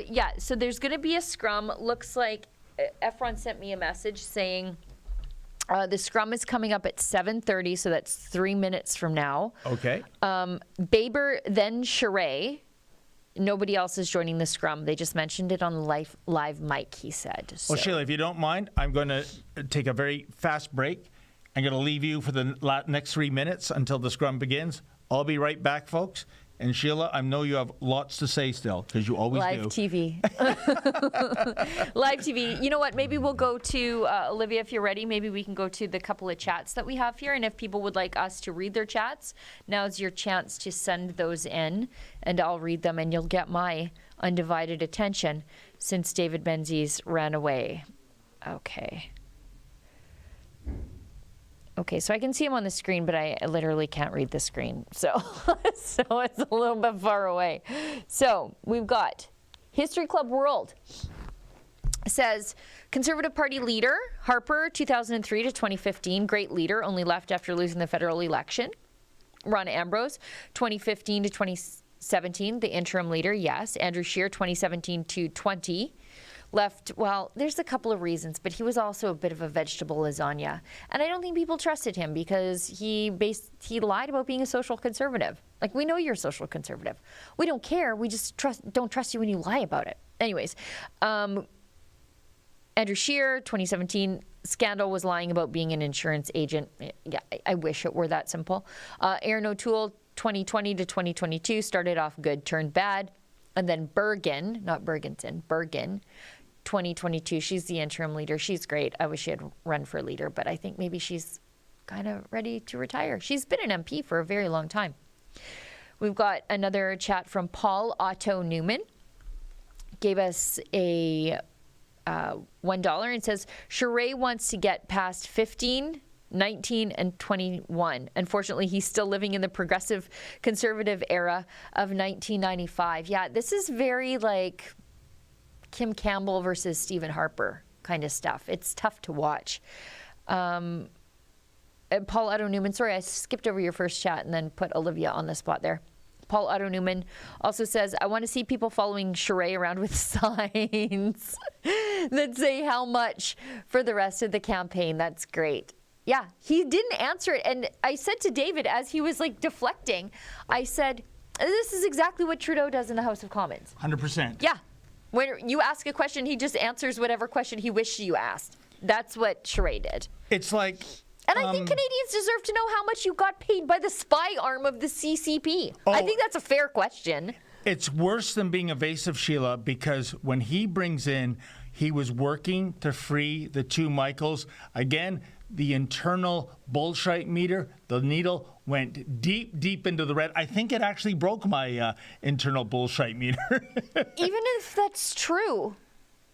Which I don't believe it was, because he was working for Huawei, not the Michaels themselves. Exactly. Why are you working for the party that asked the CCP to abduct them? Uh-huh. That's who he was working for. Yeah. And you're working for the spy arm of the CCP that while he was working for them and agreed to work for them, it became public knowledge that they were using facial recognition software to identify Uyghurs to lock them up in their internment camps and their slave labor camps. That's what Huawei does with their money. That's one despicable element, Sheila. The other is what the two Michaels suffered in those more than 1,000 days taken out of their life. We know they were brutally treated. To use them as pawns, as I was the white knight going to their rescue. Yeah. I'm not buying it. Let's go to Baber. Sorry. Thanks. Good evening. Mr. Baber. I'm Tamara Ugolini here with Rebel News. Each month, Pfizer releases thousands of pages of documents that increasingly show that they misrepresented their COVID injectable data, but Health Canada rubber-stamped it and continues with their emergency use authorization anyway. How can Canadians trust our federal health institutions if they are not actively reviewing this science as it comes in? And what would you do to ensure entities like Health Canada are holding adequate review processes that are readily available to the Canadian public? I think it's time that we depoliticize medicine. I think that people should be able to make their own choices together with their family doctor as to what is best for their health.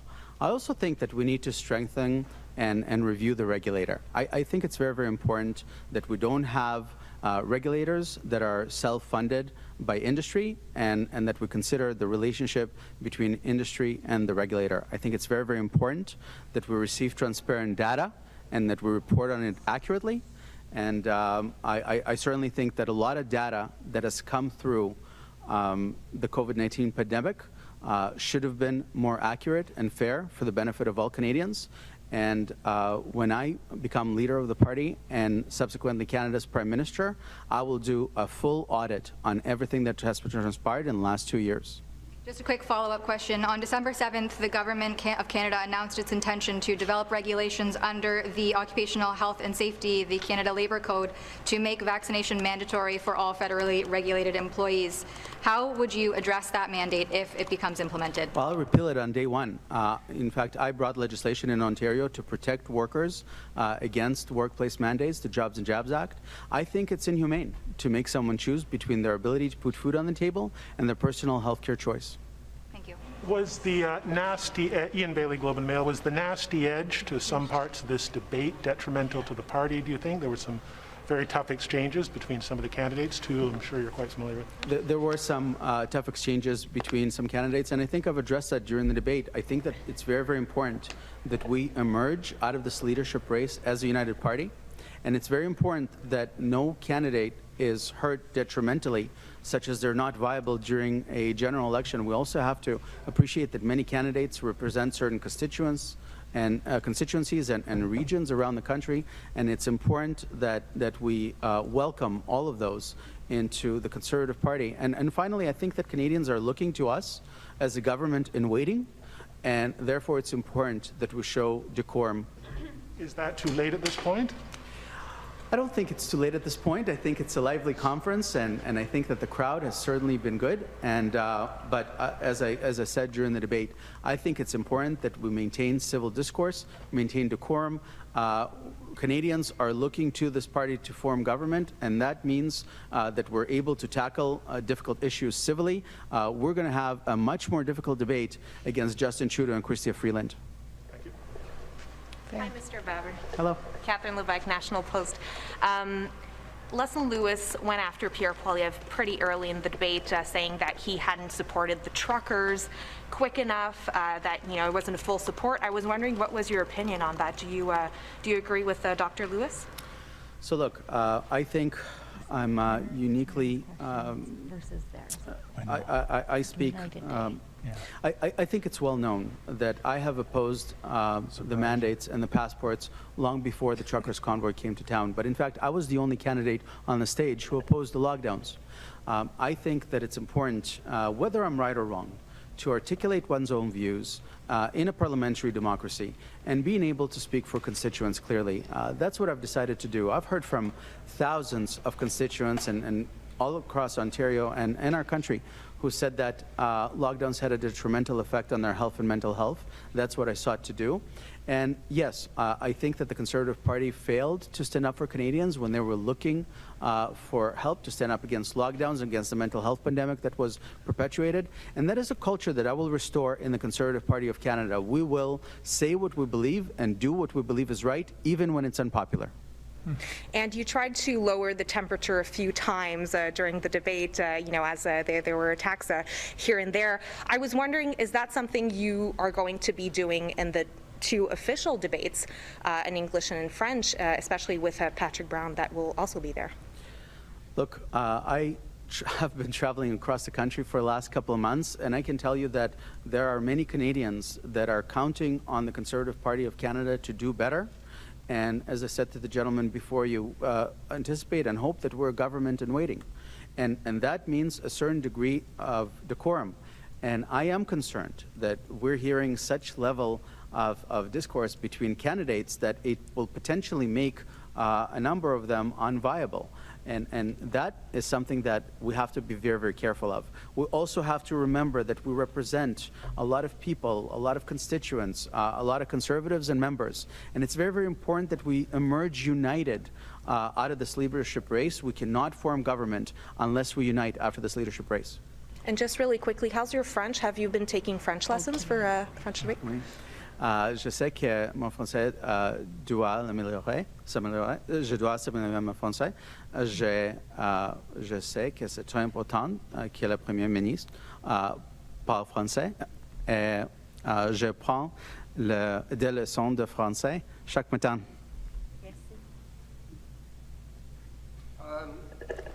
Mr. Bever, Lincoln J. with Rebel News. So Canada's thrown out millions of vaccine doses, yet still has 55 million on order for the rest of 2022 at the expense of the taxpayer. How would you approach these kind of contracts with pharmaceutical companies in the future? I would have to review the contract, but I'm going to urge what I've been urging since the beginning of the pandemic, and that means that we have to entrust Canadians with their own healthcare choices. And that means that we also shouldn't be interfering in the doctor-patient relationship. I think that it's important that people get good information, that they self-inform themselves, but under no circumstances should government force Canadians do anything against their will. And that means that when you cost someone their job potentially, that is not aligned with their will, or when you force someone as a condition of getting a bowl of sitting down for a bowl of soup at importance. I'm not sure that that really means choice. So I propose that we need to restore our ability to make our own healthcare decisions, and beyond that, I'll examine what our options are once I form government. Thanks for your time. Thank you. Stephanie Taylor with the Canadian Press. Hi, Stephanie. A lot of the candidates spent time attacking one another, and they didn't really engage you much in that debate. So what does that say about your standing in the race? Look, I think we continue to exceed expectations. A lot of Canadians and a lot of Conservatives are surprised that we have made it to the ballot. I am a verified candidate, which is why I was able to be on the stage. I'm very blessed with a truly grassroots movement of thousands of Canadians coast to coast that are helping my effort, that have donated to my effort, and we're going to continue, hopefully, to exceed expectations. You push back, along with Ms. Lewis, against one of the other candidates, saying that there are conspiracy theories being perpetuated by some Conservatives. Is there any concern that some of the rhetoric you're hearing, maybe, I don't know necessarily around what topic, the pandemic, World Economic Forum, whatever, is veering into conspiracy? Is that a realistic concern you have as someone running for this party? I have a concern that people are unable to articulate their views, whether it's online, or in the media, or in the academia. And of course, we appreciate that some things are more objectively true than others. But that doesn't mean that we should be demonizing Canadians or mocking them or dismissing them like the Justin Trudeau Liberal government does. I think that it's important that we appreciate that many Canadians, including myself, are profoundly worried about the erosion of Canada's democracy. We have never made anyone do anything against their will. Between 15 to 20% of Canadians are unable to board public transportation. We still have people losing jobs. We have a mental health pandemic out there. And so what I would say is we should demonize and mock people less, and instead we should listen to what Canadians have to say. Thank you so much. Thanks for your time. Thank you.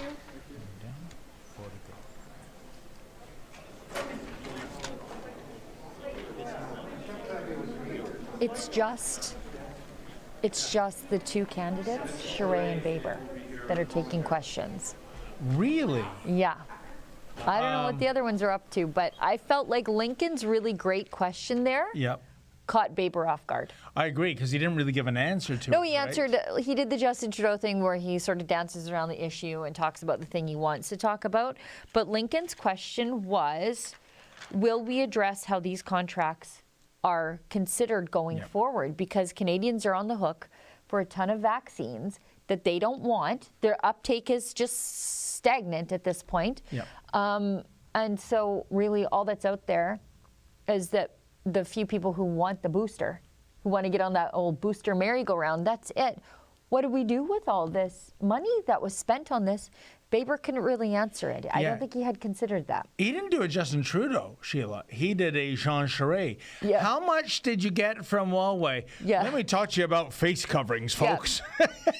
Let's talk about Bill 21, actually. Speak of the devil and he shall appear. Frankenstein monster. Je vous en prie. Allez-y, Marie. Hi there. Kian Bexley here with the countersignal.com. I'm just going to ask you what Pierre was asking you in the debate. I actually was at your launch in Calgary. I asked you why you worked for Huawei, and you said that it was because you wanted to free the two Michaels. Took that at face value, but Canadians are curious, how much money did you take from Huawei? Was it six figures? I'm not going to go into that. I mean, that's now an old story. In all the work I did in my lifetime, I never did anything that was contrary to the interest of my country. And just to, remind everyone, Huawei came to Canada under a Conservative government. In 2012, Mr. Harper was Prime Minister at the time, signs the agreement. Did things evolve since then? Yes. Yes. And they have. And did I play a role in helping to release the two Michaels? The answer is yes. No. And the best person to testify to that is a statement that was put out by Vina Najibullah, who is the wife of Michael Kovrig. Voilà. Merci. Would you be concerned if Justin Trudeau took $100,000 from Huawei? Thank you. Next question. I think I'm just curious for an answer on that. How much money did you take? Thank you. I mean, there's three. So those are three questions in English, three questions in French. Go ahead. How was the debate? Non, there's a line. There's a line. C'est correct. C'est une question, un follow-up fois 3. D'accord? OK. Merci. Monsieur Charest, bonsoir. Bonsoir, Marie. Il y a 2 ans, vous avez décidé de ne pas briguer la chefferie. Vous trouviez que le parti avait trop changé. Ouais. Ce soir, pendant le débat, votre pitch d'unité, d'expérience, de Ouais. rassembler le pays n'a pas semblé beaucoup levé. J'aimerais savoir quelle lecture vous faites, vous, du débat de ce soir. Êtes-vous déçu? Moi, ce soir, c'est d'abord, je recule devant aucune occasion d'avoir un débat. Peu importe les circonstances et peu importe l'environnement où nous nous trouvons. Et ce soir, c'était l'occasion de m'adresser aux membres du parti.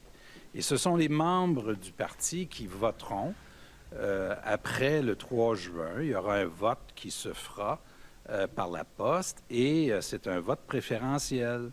Et donc, et vous me permettrez de le dire, je pense que les médias ont de la difficulté à avoir de la lisibilité sur la course. Dans les 2 dernières courses, celui qui était le meneur a plafonné au premier tour. Alors donc, moi, ce soir, je suis satisfait d'avoir eu cette occasion de m'adresser aux membres du parti. Ils savent pourquoi je suis candidat. Et Marie, pour situer le contexte du parti, il faut se rappeler qu'un parti politique, c'est une institution vivante qui évolue avec le temps. Et chaque chef marque le parti. Et le contexte actuellement au Canada est un contexte très inquiétant d'unité nationale, qui est quand même très sérieux. Je l'ai vécu au Québec, je ne vais pas le revivre à nouveau, et c'est pour ça que je suis candidat. Mais avez-vous senti que ce parti vivant-là n'est pas à l'écoute de ce que vous avez à leur vendre? Puis juste comme question suivie, juste sur la loi 21, vous avez tapé très fort sur la loi 21. Comment vous réconciliez ça avec la position plus traditionnelle du parti qui était de ne pas s'en mêler, puis la position du caucus du Québec qui vous appuie? La loi 21 est une loi très populaire au Québec, et je le reconnais. C'est une compétence qui relève de l'Assemblée nationale du Québec, je le reconnais. Et c'est un choix qui m'avait été présenté lorsque j'étais premier ministre du Québec, dans un autre contexte, et sur lequel, moi, j'avais refusé d'aller de l'avant. Alors, tout ça témoigne des principes et des choses qui décident ou qui guident. Ce soir, ce que nous avons mis en relief, c'est que le discours de liberté, de freedom de M. Poilievre sonne pas mal faible. Quand il dit une chose au Québec, puis il ne dit pas la même chose dans le reste du Canada.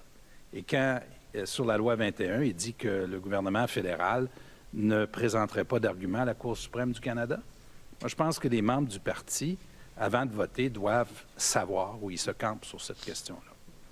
Ian? Yeah, but on Huawei, the sort of the people at this debate seemed very engaged in the issue. Is your work with Huawei a political liability for you as you try to win this leadership? I don't hear about this issue anywhere when I travel across the country. It's not raised.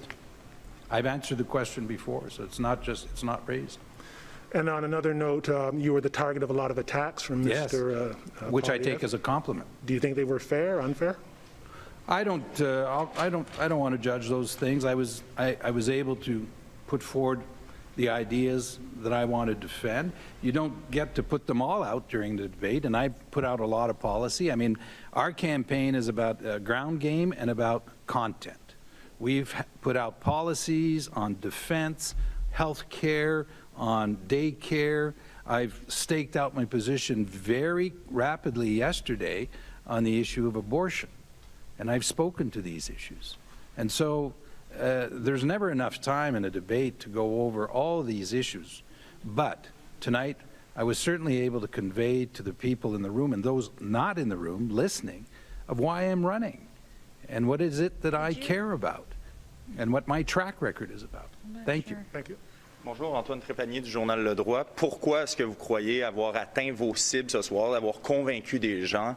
En quoi est-ce que vous avez réussi à les convaincre ce soir que votre message, que vous êtes le candidat finalement pour eux?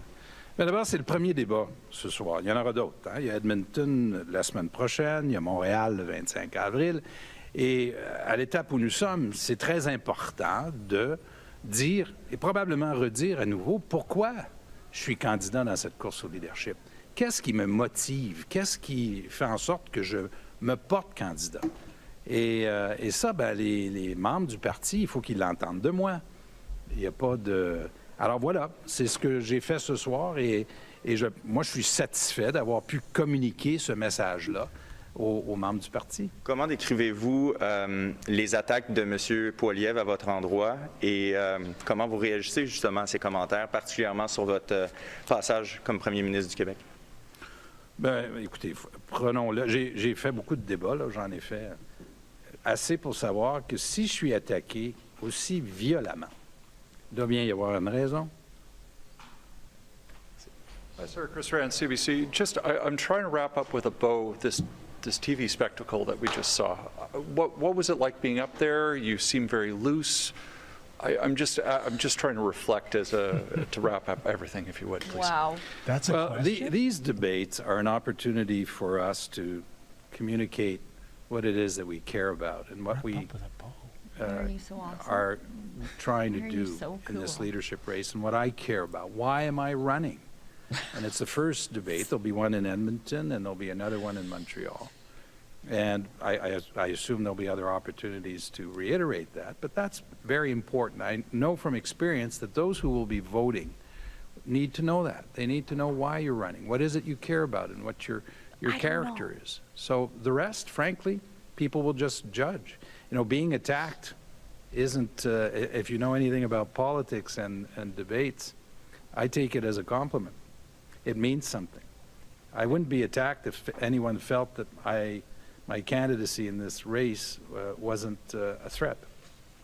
And briefly, sir, Mr. Poilievre's persistent questioning of you, is there a way to deal with that as a debater? I mean, I think of all the debates you've done, sir. Well, though, you know. These are the worst questions. You saw how he chooses to conduct himself. Make up your own mind. People can watch it and make up their own mind about Mr. Poilievre. I think it's pretty clear. Monsieur Charest, bonjour, Alexandra Lavoie pour Rebel News. Avec l'influence croissante d'organisations telles que l'Organisation mondiale de la santé et le Forum économique mondial qui s'infiltrent au sein des cabinets du gouvernement canadien, comment allez-vous assurer la souveraineté de la nation pour que le pays puisse faire ses propres choix économiques et en termes de santé face à ses intérêts mondialistes? La PCA n'a pas eu de questions. Moi, je pense qu'on devrait passer à Michel Sapoche. Je suis désolée. Rebel a déjà eu des questions. Pas avec M. Charest, merci.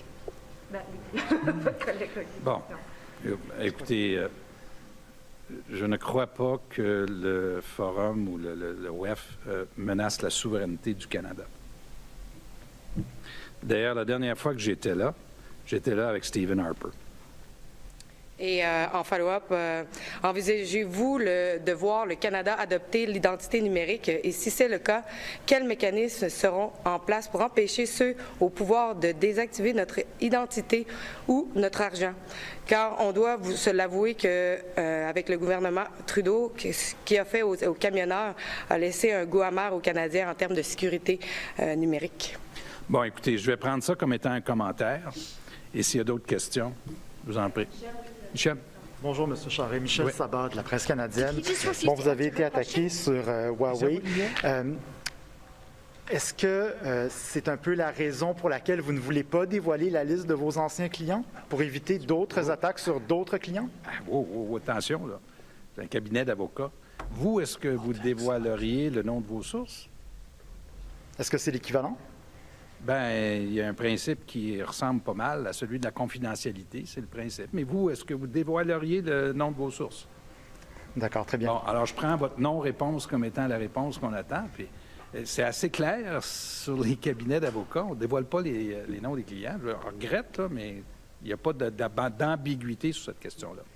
Et est-ce que vous n'avez pas un petit peu peur que ce qui est arrivé à M. Coder durant l'élection municipale à Montréal se reproduise avec vous? Pas du tout. Merci. Pas du tout. Merci beaucoup. Thank you. Thank you very much. À la prochaine. Wow.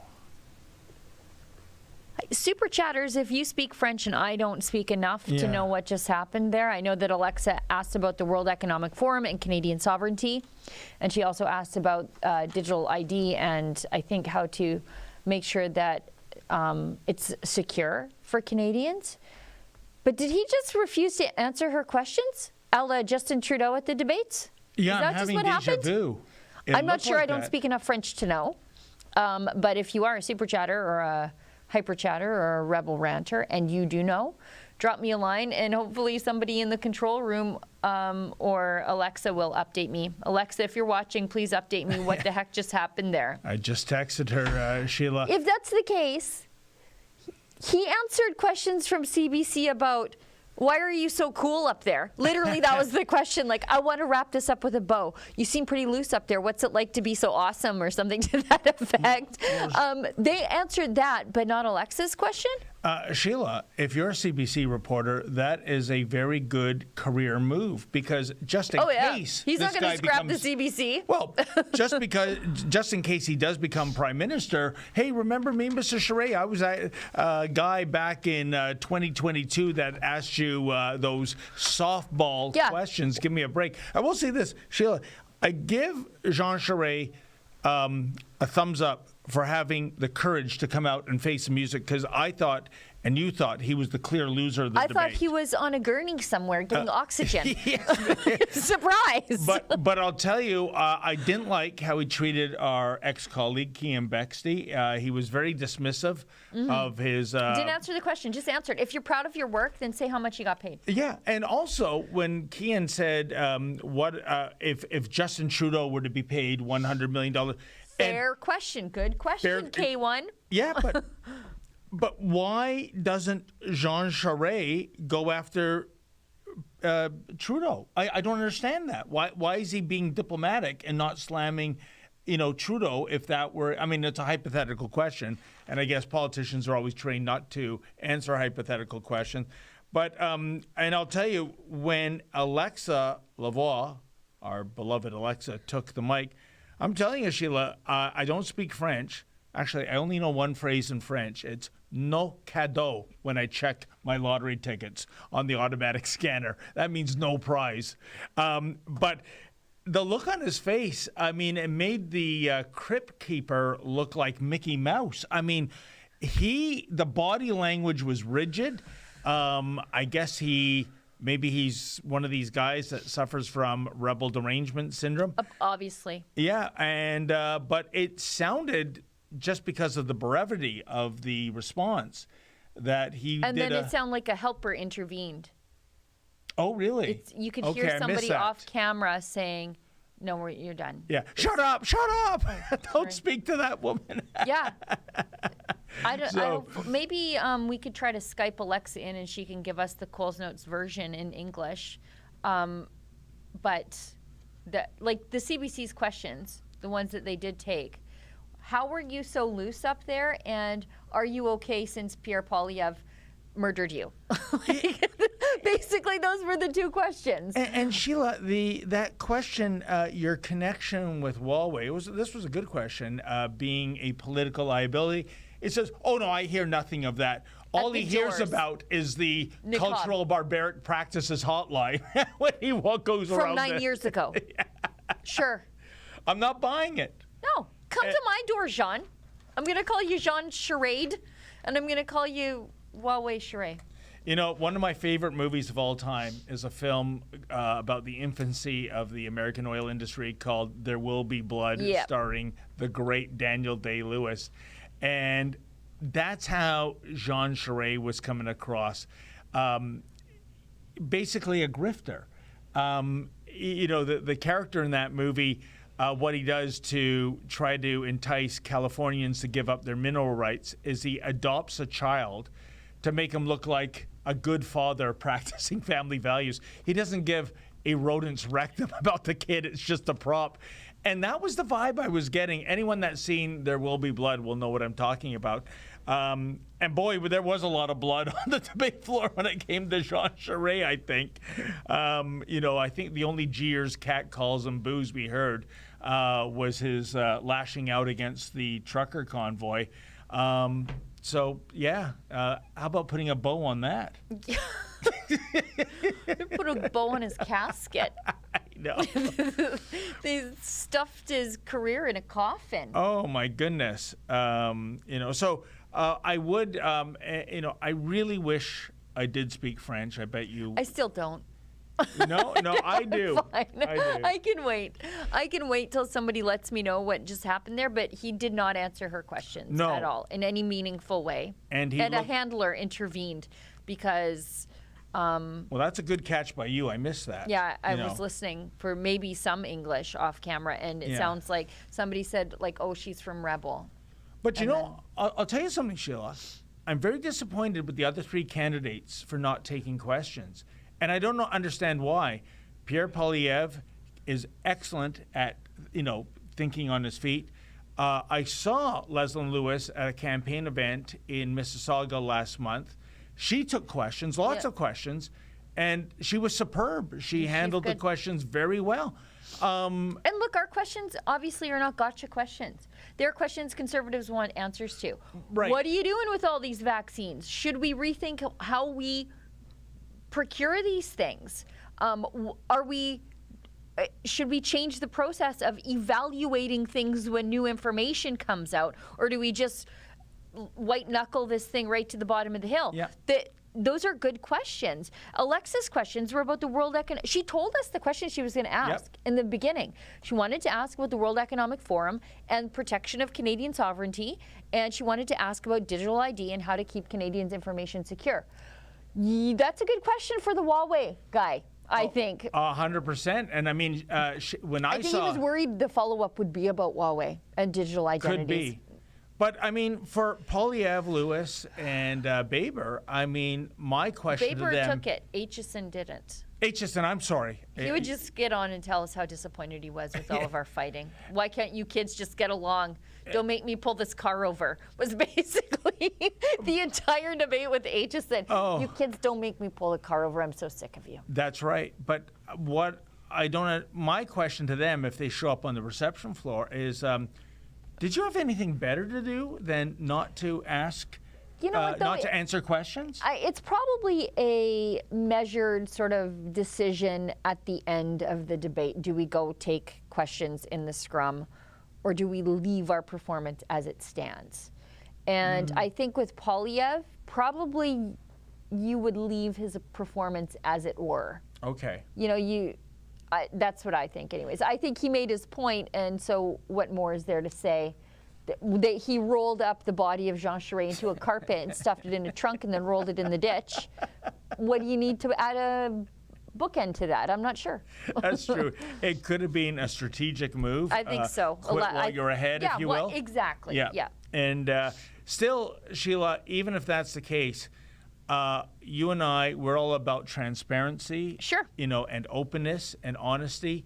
And even if you have, wiped the floor, I still think it'd be incumbent upon those other candidates. When they're talking about independent media, yeah, you want to support them, maybe take a question from them. Exactly. Yeah. So I think that was a misstep, at least as far as we're concerned as journalists and as far as our audience is concerned, because I'm sure they'd want to see what Mr. Poilievre and Dr. Lewis and Mr. Aitchison has to say.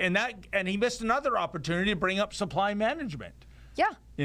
So it never came up in the debate. You could use the question period to bring up one of your biggest planks. I don't get it. So here's what Alexa asked. We have our Max, who helps us with translation of some of our French language stuff. He said, Alexa asked, do you foresee Canada going to digital ID, and if so, what checks and balances will be in place? This is a great question. What checks and balances will be in place to prevent the powers that be from turning off our ID, our money, because let's face it, what the Trudeau government did to the truckers put a bad taste in Canadians' mouths in terms of digital security? Great question. That's a great question, but he can't answer it because he supported what happened to the truckers. And that's why. Alexa. But what did he say? Okay, let me just give kudos to Alexa. Yeah. Glorious question, because you painted him into a corner. Yeah. He can't say he's against, what Trudeau did to the truckers, because he is fine with treating them as terrorists. Yeah. So how? But he could have pivoted if he were a clever, quicker-witted man instead of a clodding Frankenstein monster. He maybe could have answered and said, you know what, I do have concerns about digital identity, blah, blah, blah, making sure things are secure, that we're not moving to a Chinese social credit system, to which Alexa would have responded, interesting response, Mr. Huawei. You read my mind. He didn't have a way out of that. So what he said, thank you, Max, for this, he replied, I'll take that as being a comment, But if anyone has any other questions, please go ahead. What? So he couldn't answer. That's outrageous. He just couldn't do it. No, that sentence ends with a question mark, not a period or an exclamation mark. That's garbage. Alexa, that was a Pierre Poilievre-style axe murdering of Charest because he didn't have a way out of that question. He couldn't say, yeah, I've got concern about digital identity and because she touches on like social credit and stuff. How does he answer that when he worked for the company that helped the CCP enforce the social credit program in China? How does he answer that? How does he answer that knowing that he supported what Justin Trudeau did to those truckers? Yeah. There was no win. So he just said, next question. No, but that was a question, not a comment. Yeah. So her first question was this one. With the increasing concern of foreign influence and interests infiltrating the Canadian cabinet, such as the World Health Organization and World Economic Forum. Great questions. Teresa Town works for the World Health Organization. She should work for Canadians first. How will you uphold Canada's sovereignty as its own nation to make its own health and economic choices in the wake of these global interests? Great question. And the answer? The answer is, I didn't see. Max, if you're watching, can you let us know what his response was to Alexa's first question, if you wouldn't mind? It was not as brief as the answer to because it wasn't, second question. Oh, I'm sorry, comment. The comment. To Mr. Charest. Yeah, he said, I'll take that as being a comment, but if anyone has any other questions, please go ahead. Do you know, are you detecting... Sheila, and this is not a good quality as a leader or a wannabe leader, are you detecting an undercurrent of arrogance with this man? For sure. He, when he said, oh, well, wouldn't it be great if somebody else was a premier on this stage? Yeah. Stephen Harper wasn't a premier. He was pretty good. Yeah. Yeah. No, Justin Trudeau, what was he before he became prime minister? The, part-time bouncer? No, he had some sort of minuscule portfolio. I think it was the associate critic for minor sport. I'm not making that up. I think that's what it was. Like he was like the parliamentary secretary or something, which is like the associate Holy critic. mackerel. Something ridiculous. Hi, I think we've got Tamara on the line. Yeah. Hi, Tamara. Hey, Great Tamara. questions. Thank you very much. So the crowd behind me isn't as busy as when I was here earlier. Whoever was tuned in at the very beginning there, sorry that the background was blurred, but as you saw earlier, this was full of people. They noted inside that they sold out the event, so I think it was just shy of 500 attendees, if I heard and remember correctly. And sadly, only 2 of the 5 candidates hosted the media scrum after the debate. So we got some questions in, and I don't know did you show them on the live stream? Yeah, we did. Yeah. We did. And your questions were great. They were reasonable questions. Between you and Lincoln, I think you asked some really tough questions. There's a lot of like CBC's questions like, what do you think about nobody getting along? Why can't the kids all just get along in the minivan? That's what their questions were like. And they're like, how does it make you feel to be here tonight? And do you think that we should censor other candidates when they ask you tough questions? Yeah. But are you okay when people are being mean to you? Like it's just and you are asking real questions about like, hey, why are we not changing how we're attacking these issues with public health when new information comes in? What do we do to hold these people to account? You're asking those sorts of questions, and the mainstream media is like, how does it feel when people are mean to you? Are you going to be okay? Yeah. And should we censor and cancel them? Yeah. And they're like, their whole platforms are against that. And then the CBC comes in and they're like, wait, no, but we have to censor and cancel people because they said some mean things and questioned you and you didn't answer and they kept asking. Yeah. As Sheila said, Tamara, your questions were superb. Were you content or happy with the answers you received? Yes and no. I always want to ask, like, how? How are you going to do this? So I did like that Baber had a bit of an action plan. He was going to do a full audit.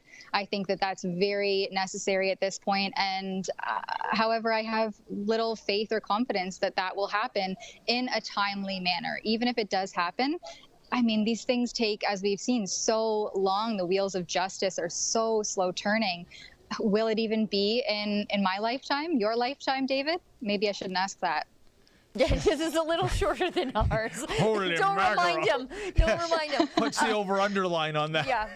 He's got like a foot and 3 toes in the grave. Don't, Yeah. don't push him right in. My benchmark, Tamara, on chronology is, will I live to see the Leafs win a Stanley Cup? I'm betting no on that. Speaking of not surviving the night, what are the chances of Jean Charest making it through the evening? Because that was a pretty brutal assault by Pierre Poilievre on him. I felt like I was watching a murder on air, which is interesting because normally it's like, good sir, blah, blah, blah, blah, blah. It's very boring to watch these things, but this was kind of exciting for once. Usually you sit here and you get annoyed with everybody talking. I didn't get that vibe, except a little bit with Aitchison, a little bit. But what was it like in the crowd? How did they take to what was happening on stage? It's really funny because there was definitely some heckling happening on the ground. So that's why it's so important for us to be here to see those things as they happen in real time, because sometimes you don't always get the full picture from behind a screen on a live stream. So yeah, there was some heckling for sure. And even when Poilievre kept saying, how much, right? The same thing that he does, we see all the time in the legislature, in the House. And someone in the crowd was like, how much? Wow. So, the people want to know. They want to know those answers. And I'm really glad that our former colleague, Cian Bexley, got a question into Charest, because immediately when he walked into the room, it was like 3 questions in English and 3 questions in French, and that's it. And so Cian got that one question, but again, completely skirted and deflected. So I guess we'll never know. It's amazing, Tamara. Why doesn't Charest, you think, just come forward and say how much he got? We're not asking for his entire net worth. We're not asking for his tax returns. We're not asking for how much he makes per annum. This was one client, which there is a national interest connection to. That's why it's Huawei coming up and not, Burger King or whatever else other file he's working on. Why doesn't he just put it to rest? Because otherwise, it's going to dog him until September. I wonder if it's because he's a liberal. Yeah, he really answered those questions. He really answered those questions as though he was a liberal, right? Like, let me be clear is my first case in point. I'm like, oh no, we're not going to be clear at all, are we? Yeah, I noticed, David and I were talking about this earlier, that he pivoted a lot so that when the questions, when he was asked questions, he only answered the questions he hoped you had asked, but not the ones you really asked. When people were asking him about, when Pierre Poilievre was asking him about Huawei, he immediately pivoted to talk about the niqab ban for some reason, and Bill 21. And the 2 Michaels, right? He deflects to that, I worked to get the 2 Michaels home. He's a and hero. It's like, okay, I get that it's China, so I can see some of how you got there mentally, but the gymnastics required to get there reminds me of a liberal. You know what that reminds me of, invoking the 2 Michaels, and I was going to their rescue. It's almost to me, Tamara, like stolen valor. That it wasn't about the money. It wasn't about accommodating Huawei. My real agenda was getting those 2 Michaels out of prison. I don't buy it. Do you? I don't trust any of them as far as I can throw them. Good answer. At the very least, I'm glad that Roman Baber and Jean Charest took media scrum questions, only 2 out of the 5. So I appreciate that. I think that's a great step in the right direction. But immediately coming in and cut and dry, 3 in English, 3 in French, and then the way that he answered Alexa, which unfortunately I'm not bilingual, so I don't really know. I think we got the vibe clip from her. Yeah. It was quite rude, and the way that the mainstream media addressed Alexa's invocation of her question was very telling as to just how mad they are at the differences I imagine in our questions and the way that they're framed. Yeah, sorry, David, to interrupt, but that was one of the first thing I noticed. You might see a message in the Slack channel as you guys were answering them, and then the mainstream media's follow-up. It's like night and day. And they say that we're not journalists, but we asked real, tangible, tough questions, like you said, that conservative voters want answers to, that our viewers, I feel these are questions that they would want answers to. And the mainstream media just levels puffball questions at them. And, you know, you want to ask questions that probe, you know, them for their grasp of the issues. And I didn't see that from the mainstream media. I saw it from you guys, though. Well, it's politically relevant questioning, too. I mean, these are things, like you said, that matter to Canadians, that matter to conservatives. I guess the mainstream media wouldn't really know a thing about what that might be. But what it reminded me of, too, is what we normally would do, for instance, as we call them streeters, going out into the public and asking the people what they think and how they feel, not elected officials. We want to ask them tough, politically relevant questions and then go out to see what the public and the people on the ground think in response to what the politicians say and what they're doing. Not this weird flip reversal of that role there. We need to hold these people to account. They're our elected officials, or soon to be, and then we can see what people's opinions and feelings are on the ground thereafter. Yeah. You know, Tamara, I want to get your opinion on a statement Charest made. We mentioned it a little earlier before he came on camera. I think he was attempting to clear the air. Instead, I think he stepped on a landmine instead. And it was this quote, "Can I lay to rest this accusation that I'm a liberal?" End quote. What I'm getting at, Tamara, is if you have to make that statement, you're the only candidate up there of the five saying, can I lay to rest this terrible accusation that I'm a liberal? Chances are, maybe you're a liberal. Maybe, you know, there's... Methinks the lady doth protest too much. Thank you, know? in the words of the immortal bard. What did you get from that comment, and what was the reaction of the room? Yeah, the room was definitely, I think, feeling that he was a liberal. Again, just in the way that he answers the questions and the line of questioning to him, it was like, what are you... He just seemed really out of place. Yeah. Like, what are you doing here? Was it the booing that gave it away? Was it all the boos? And the jeers? And I think, and Tamara, I really wanted to ask him. It seemed that Charest, of the five, he was the only one, at least that Sheila and I could detect, was receiving jeers and boos and mock laughter. Or did some of the other candidates receive a bit of that feedback as well? Yeah, so definitely Charest, when he chastised the Freedom Convoy for like an illegal blockade, of course. I think everyone could hear the booing and the heckling after that. But I always mispronounce his name. Atkinson? Me too. Aitchison.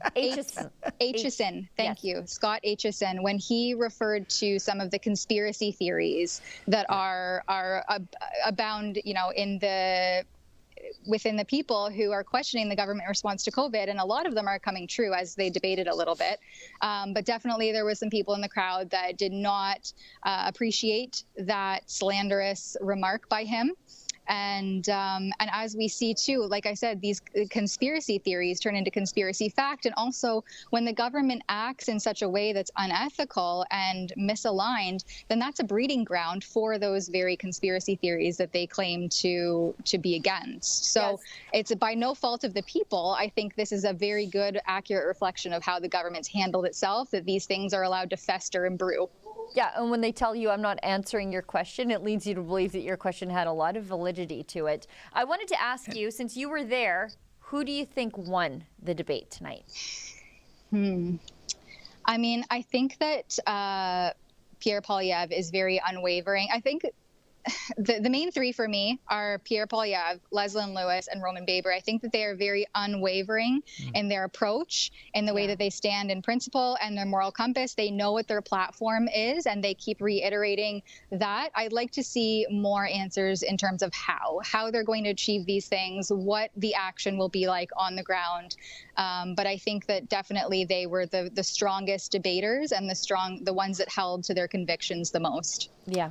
And, you know, to dovetail back on that whole conspiracy slam, Tamara, I mean, 2 years ago, if you had said, come 2022, 2021 even, about 20% of Canadians are going to be landlocked. They won't be able to get on a plane, a train, a boat, because they didn't agree to get a experimental vaccine put in their bodies. You would say, oh, come on, that's outrageous. What next? Bigfoot getting out of a flying saucer at Yonge Dundas Square. I can't help the perverse irony that at this event, they're going to have a raffle draw of 2 free tickets to anywhere in the world Air Canada flies. What if you're not vaxxed? What do you do then with those tickets? Yeah.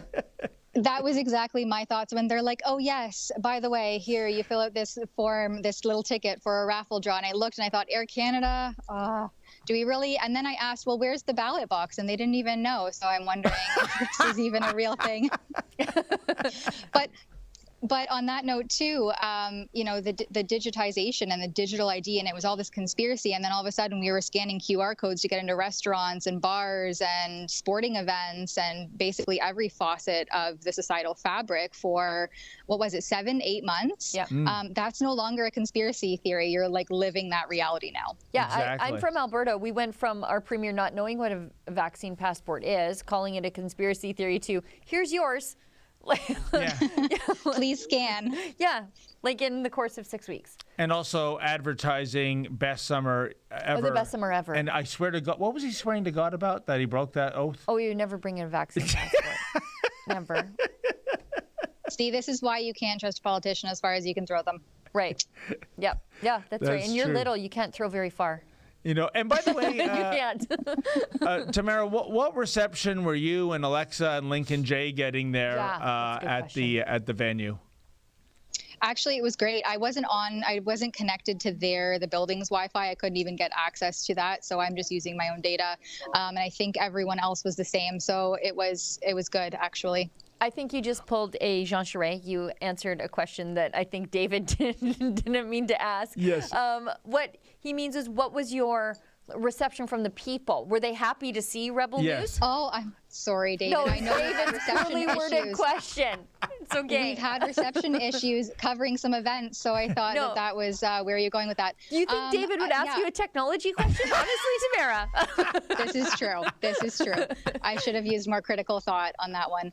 I think that it was similar to what we found, who the strongest debaters were.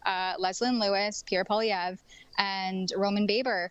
You can definitely at the onset of the debate, when they were welcoming the debaters, and the loudest crowd was definitely the cheer for Pierre Poilievre, and that's evidenced by what we've seen in the turnouts at his rallies. So it wasn't really surprising. And what about you? There were people happy to see you. Oh, Rebel. There's been a few. Yeah. So I actually bumped into a story that I covered with the teacher that's being investigated for her critical race theory comments on social media. Chanel Fall. So she was here and she ran over and we got to meet each other in person finally. And then Tanya Grenick Allen, she was here. So we chatted a little bit. They're running some media stuff. We saw our friend, former colleague, of course, Cian Bexty, and then Andrew Lawton. And otherwise, it was very professional. You come in, you do your job, and that's what you're here to do. Exactly. And Tamara, they talked about after the debate and the question period, in which only 2 candidates showed up for, unfortunately, that there'd be a reception. I guess it's ongoing now. Are the candidates in the reception? Well, actually, so if you don't mind, I'm going to head on in there and check it out. I think we're going to try to get some videos in there. David, settle down. That's where the we're champagne is flowing, is it? Not for me yet. All day, Tamara. All day. Okay, well, thanks so much, Tamara. I can't wait to see your work from the rest of the evening. It looks like from our Slack channel that Alexa is interviewing MPs, so I'm sure you can run along and do the same. Great job, thanks, Tamara. guys. Thank you so much. Great Good night, work, everyone. Thank you. Bye there. Thank you. Well, there you have it. I mean, I wonder, would the candidates hobnob with the commoners in that reception, or I think it's like the Conservative Party convention back in the day when they would let us into these things. That it's just they're probably having some drinks and a mix and a mingle. You were in Halifax, weren't you, for the, was it, I guess it would be Andrew Scheer was the leader? Yeah, that was when they didn't let us in. That's right. That's the when year the screw before turned, that, right? we were in Vancouver, and we were the stars of the show. It's weird. Well, you know what? As they say, misery loves company, and I don't know if my PC reception, PC Ontario Party reception has been posted yet, but we went to the Toronto Congress Centre yesterday. Normally a Ford Nation event, we're welcome with open arms, been covering them for over a decade. You've been going to Ford Nation events like the Ford Fest. Ford Fest? Yeah. The Ford Family Home, you name it. And the people were great to see us, but the handlers and Ivana Illich, the communications spokesperson for Premier Ford, we were told to leave or face trespassing charges, and they didn't want to go back into a cruiser again. I'm trying to figure out, Sheila, because I think it's a fair question. The question is why? Why are we being asked to leave? They would only say, we know who you are. What the hell does that mean? My theory, we talked about this on the noon live stream, just for us going to the lawns of Queen's Park, speaking to Yahoo Nation, who used to be members of Ford Nation, just for covering that, their skin is so thin that they are shooting the messenger. Yeah, yeah. I got nothing. We never did a hit piece on Doug Ford. No. We held him to account. We asked prickly questions. Yeah. And he can't write off our questions as insincere or hit questions or gotcha questions, because we come from, I guess, from the right of Doug Ford. Yep. And that's his problem, is that apparently, and we saw this with Andrew Scheer, we saw this with Aaron O'Toole, and how the Conservative Party would treat us. Not that I need their approval to do my job, but for some reason, they think that conservative outlets should be loyal to them. The same way, I guess, the CBC is loyal to Justin Trudeau. And Justin Trudeau is a monster, and the mainstream media is terrible because they are not critics of Justin Trudeau. So why would we replicate that on the conservative side? I don't owe those people loyalty. I owe the people who support us honest journalism. I don't owe anything to the Conservative Party. You know, and just to let you know, folks, Doug Ford appeared at one of our early Rebel Live events. Yeah, he gave out his phone number on the stage. Yep, he came into this studio. He was happy. He was happy to talk to our people when it meant he could become the leader. 100%. He was sitting exactly where you are in September 2017 when I interviewed him. A great interview. He, after the interview, folks, pitched a weekly Ford Nation show. Which would have been good, and we probably could have kept him conservative. I agree. But as I was told in November when I finally caught up to him, because he was suddenly not returning my calls anymore, well, Dave, I'd love to do it, but the team, you see, well, that's not leadership. That's a follower when you're beholden to a so-called team. And by the way, I got a perverse story to tell you about last night, too. It wasn't just us as a media organization frog marched out the door. Joe Wormington of the Toronto Sun, who has a heart of gold, please don't judge him harshly because he's with mainstream media. He has covered the Ford family for more than 20 years, and I would say, bar none, has given them the most fair coverage imaginable. He was frog marched outside of the Toronto Congress Centre too, even though he had the media credential. And Sheila, you're never going to believe it. I talked to Joe today, like what happened? I mean, yeah, they frog marched us out, but why you? And apparently, Joe was wearing a hat yesterday. Well, they thought he was you. They thought he was me. No. Yeah. To all my mainstream media friends, don't wear a hat. That's my trademark. You might get profiled. Poor Joe. Because there's no other reason. Yeah. You know, was he talking to us? Did he get the rebel stink on him? Say that again, sorry? Did he get the rebel stink on him? Was he talking to us in there? Well, you know what? We talked very briefly, but we were outside, and who else is he going to talk to? All the other media outlets. But if that is the truth, my goodness, you know, you guys running the Ford campaign, you're pathetic. It's an embarrassment. It is. It's embarrassing.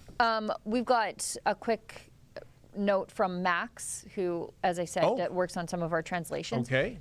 And Alexa's question about the World Economic Forum and the World Health Organization and what Charest would do to protect Canadian sovereignty, this is what Charest responded. He said, listen, I don't think the World Economic Forum is a threat to Canada's sovereignty. That's it. It gets worse. And the last time I was there, it was with Stephen Harper. That's it. That's all he said. So he doesn't think that the World Economic Forum is a threat to Canada's sovereignty. Then clearly he doesn't have a problem with Chrystia Freeland being on the board at the World Economic Forum. Wow. Yeah. I guess. You know, the Great Reset, that's fine. Just resetting our economies, no big deal. It's probably nothing. Birds of a feather, Sheila. Yeah. We've got Alexa. There's... Let's bring in Alexa. Yes. Hi, Alexa. Another Liberal politician refused to take your questions. Fancy that. You just missed that, but he ran away afterwards. I saw him, and I bet he did. I went to ask him why he did refuse to answer my last question, and he actually turned away, entered to a room, and I get stop access to the place. Wow. By his people, not the Manning Center people. Yeah. Amazing. No. So he doesn't see the World Economic Forum as having any baggage attached to it, I guess, Alexa. No, he say that he don't see the threat of the WEF, and he say as well, the last time he was there with Stephen Harper, I think he had a good time there. Wow. You know, it's funny, Alexa, when I covered a Leslyn Lewis event last month in Mississauga, she said something that I think is becoming more profound than ever, and she said, I am one of the few candidates running for the leadership of the Conservative Party who hasn't had to scrub the internet of my photo being next to the World Economic Forum logo. But apparently it looks like Charest the other way. He doesn't seem to see there's any problem here. Not at all. And it was really surprising how he actually answered. He was looking at me like, I don't know. If he didn't want it to answer, it's probably why the second question, he said that he was taking the question as a comment.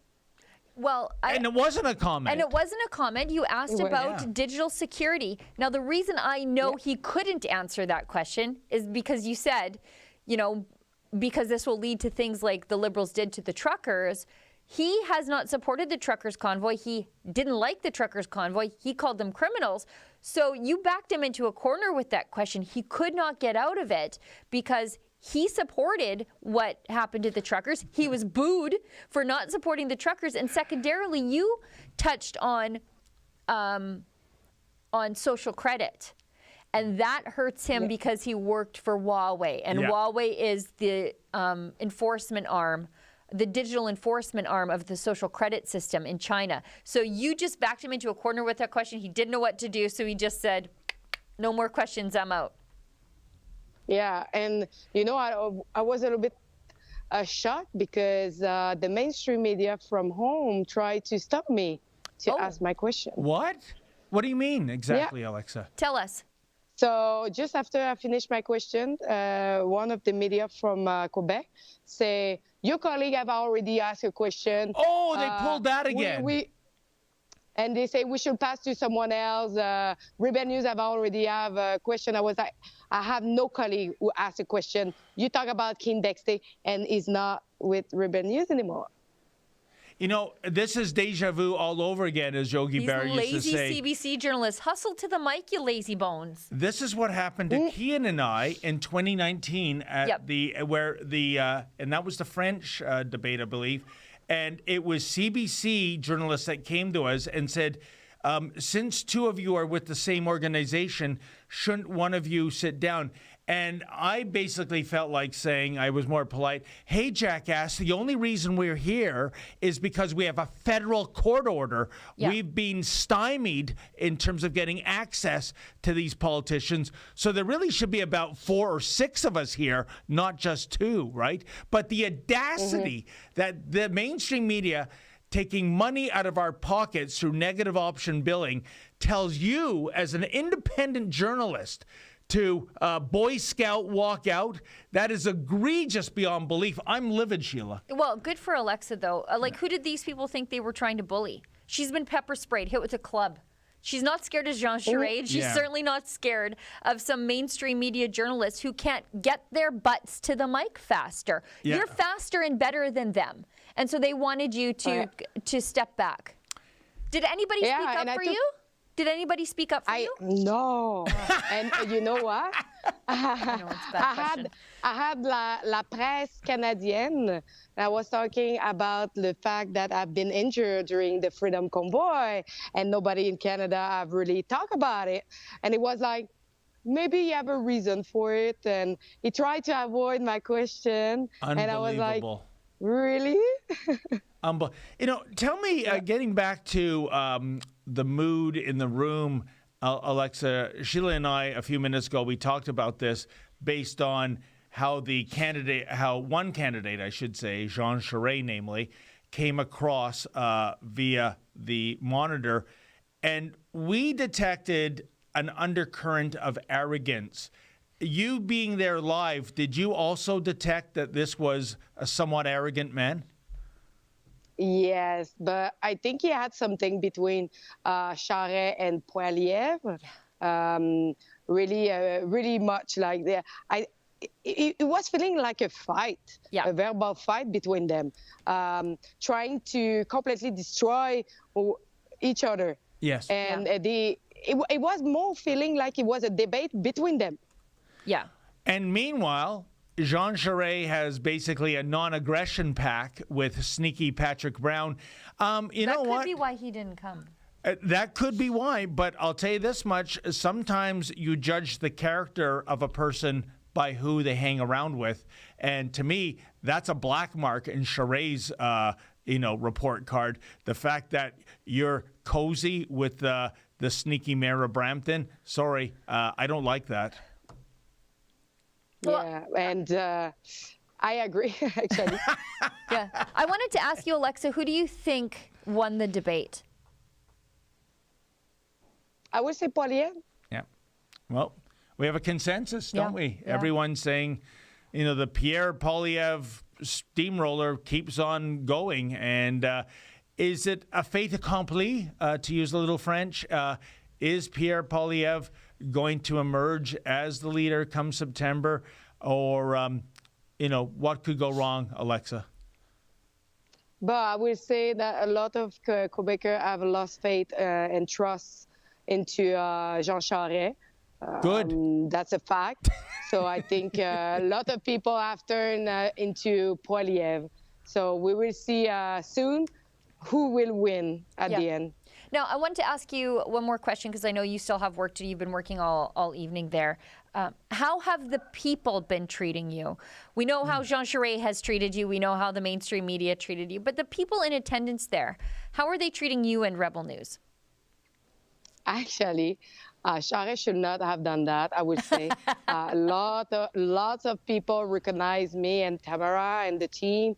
They came to us to say, like, how a great work we are doing, how amazing we are. And we had, like, a lot of people who came to us and say that we are incredible. Oh, well, I know that. And the people know that. But it also just shows how disconnected Jean Charest is from the normal conservative. 100%. And an indicator of that was the booing and the jeering when he, I don't know, he can't take it back, his opposition to the trucker convoy, can he? No. I would not. No. Yeah.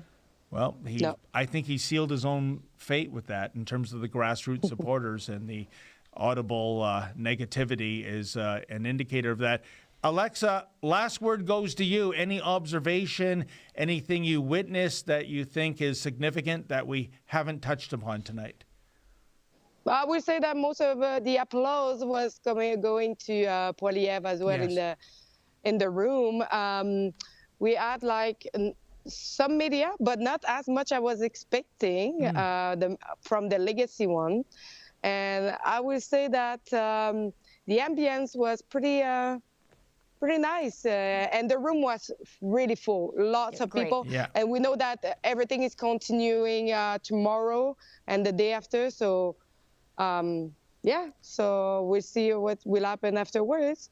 Yeah, great. I can't wait to see the work that you were doing, because even after you tried to put questions to Jean Charest and he wouldn't answer, you still tried to find him, put accountability questions to him, and I know you did questions to other MPs. So I can't wait to see the work that you do there. Yeah, but I did talk with Melissa Linsman. Yeah, that's So great. I You will know have what? Fine. Yeah. Well, Alexa, good luck with the raffle. If you do win the first prize, 2 tickets, Air Canada flies to anywhere in the world that you cannot. Congratulations in advance. Thank you so much. Okay, then. Thanks, Alexa. Thank Great you, work Alexa. tonight. And Have a great night. bonsoir. Good job, David. Good job. Thank you. Bonsoir. Bye. Bye. Oh boy. Yeah.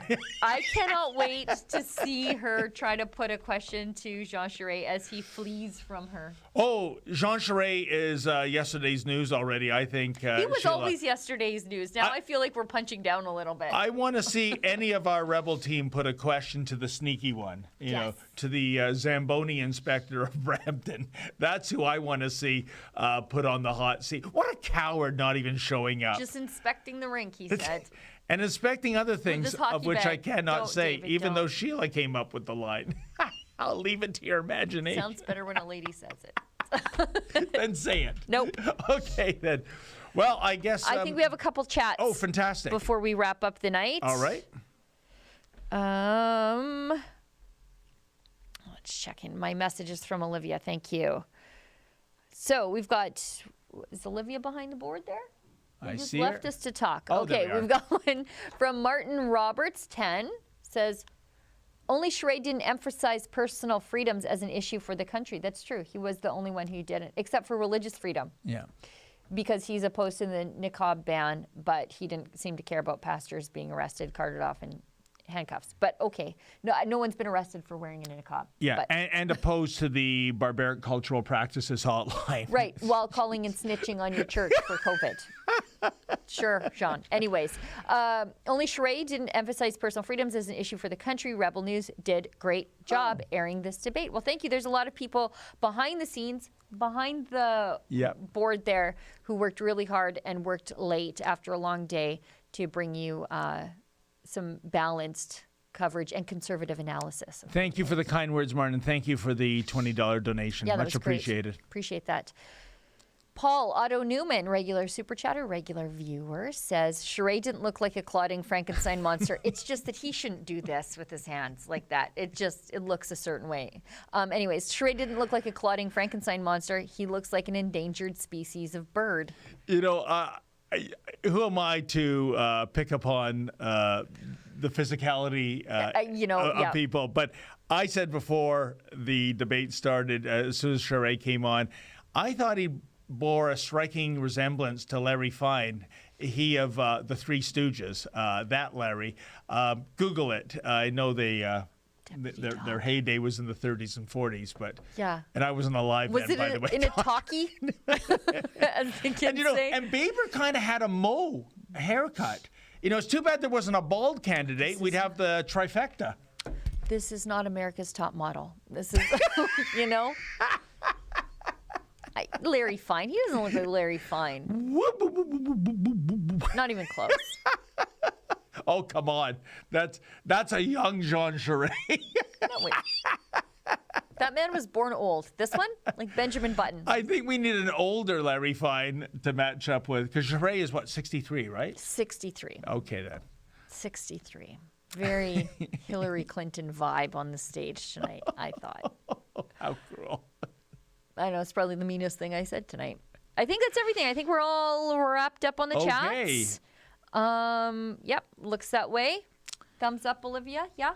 Okay, we're all caught up. Thank you to Olivia and super producer Efren. Thank you to everybody that tuned in. Thank you to our financial contributors. That's how we keep these big, bright lights on.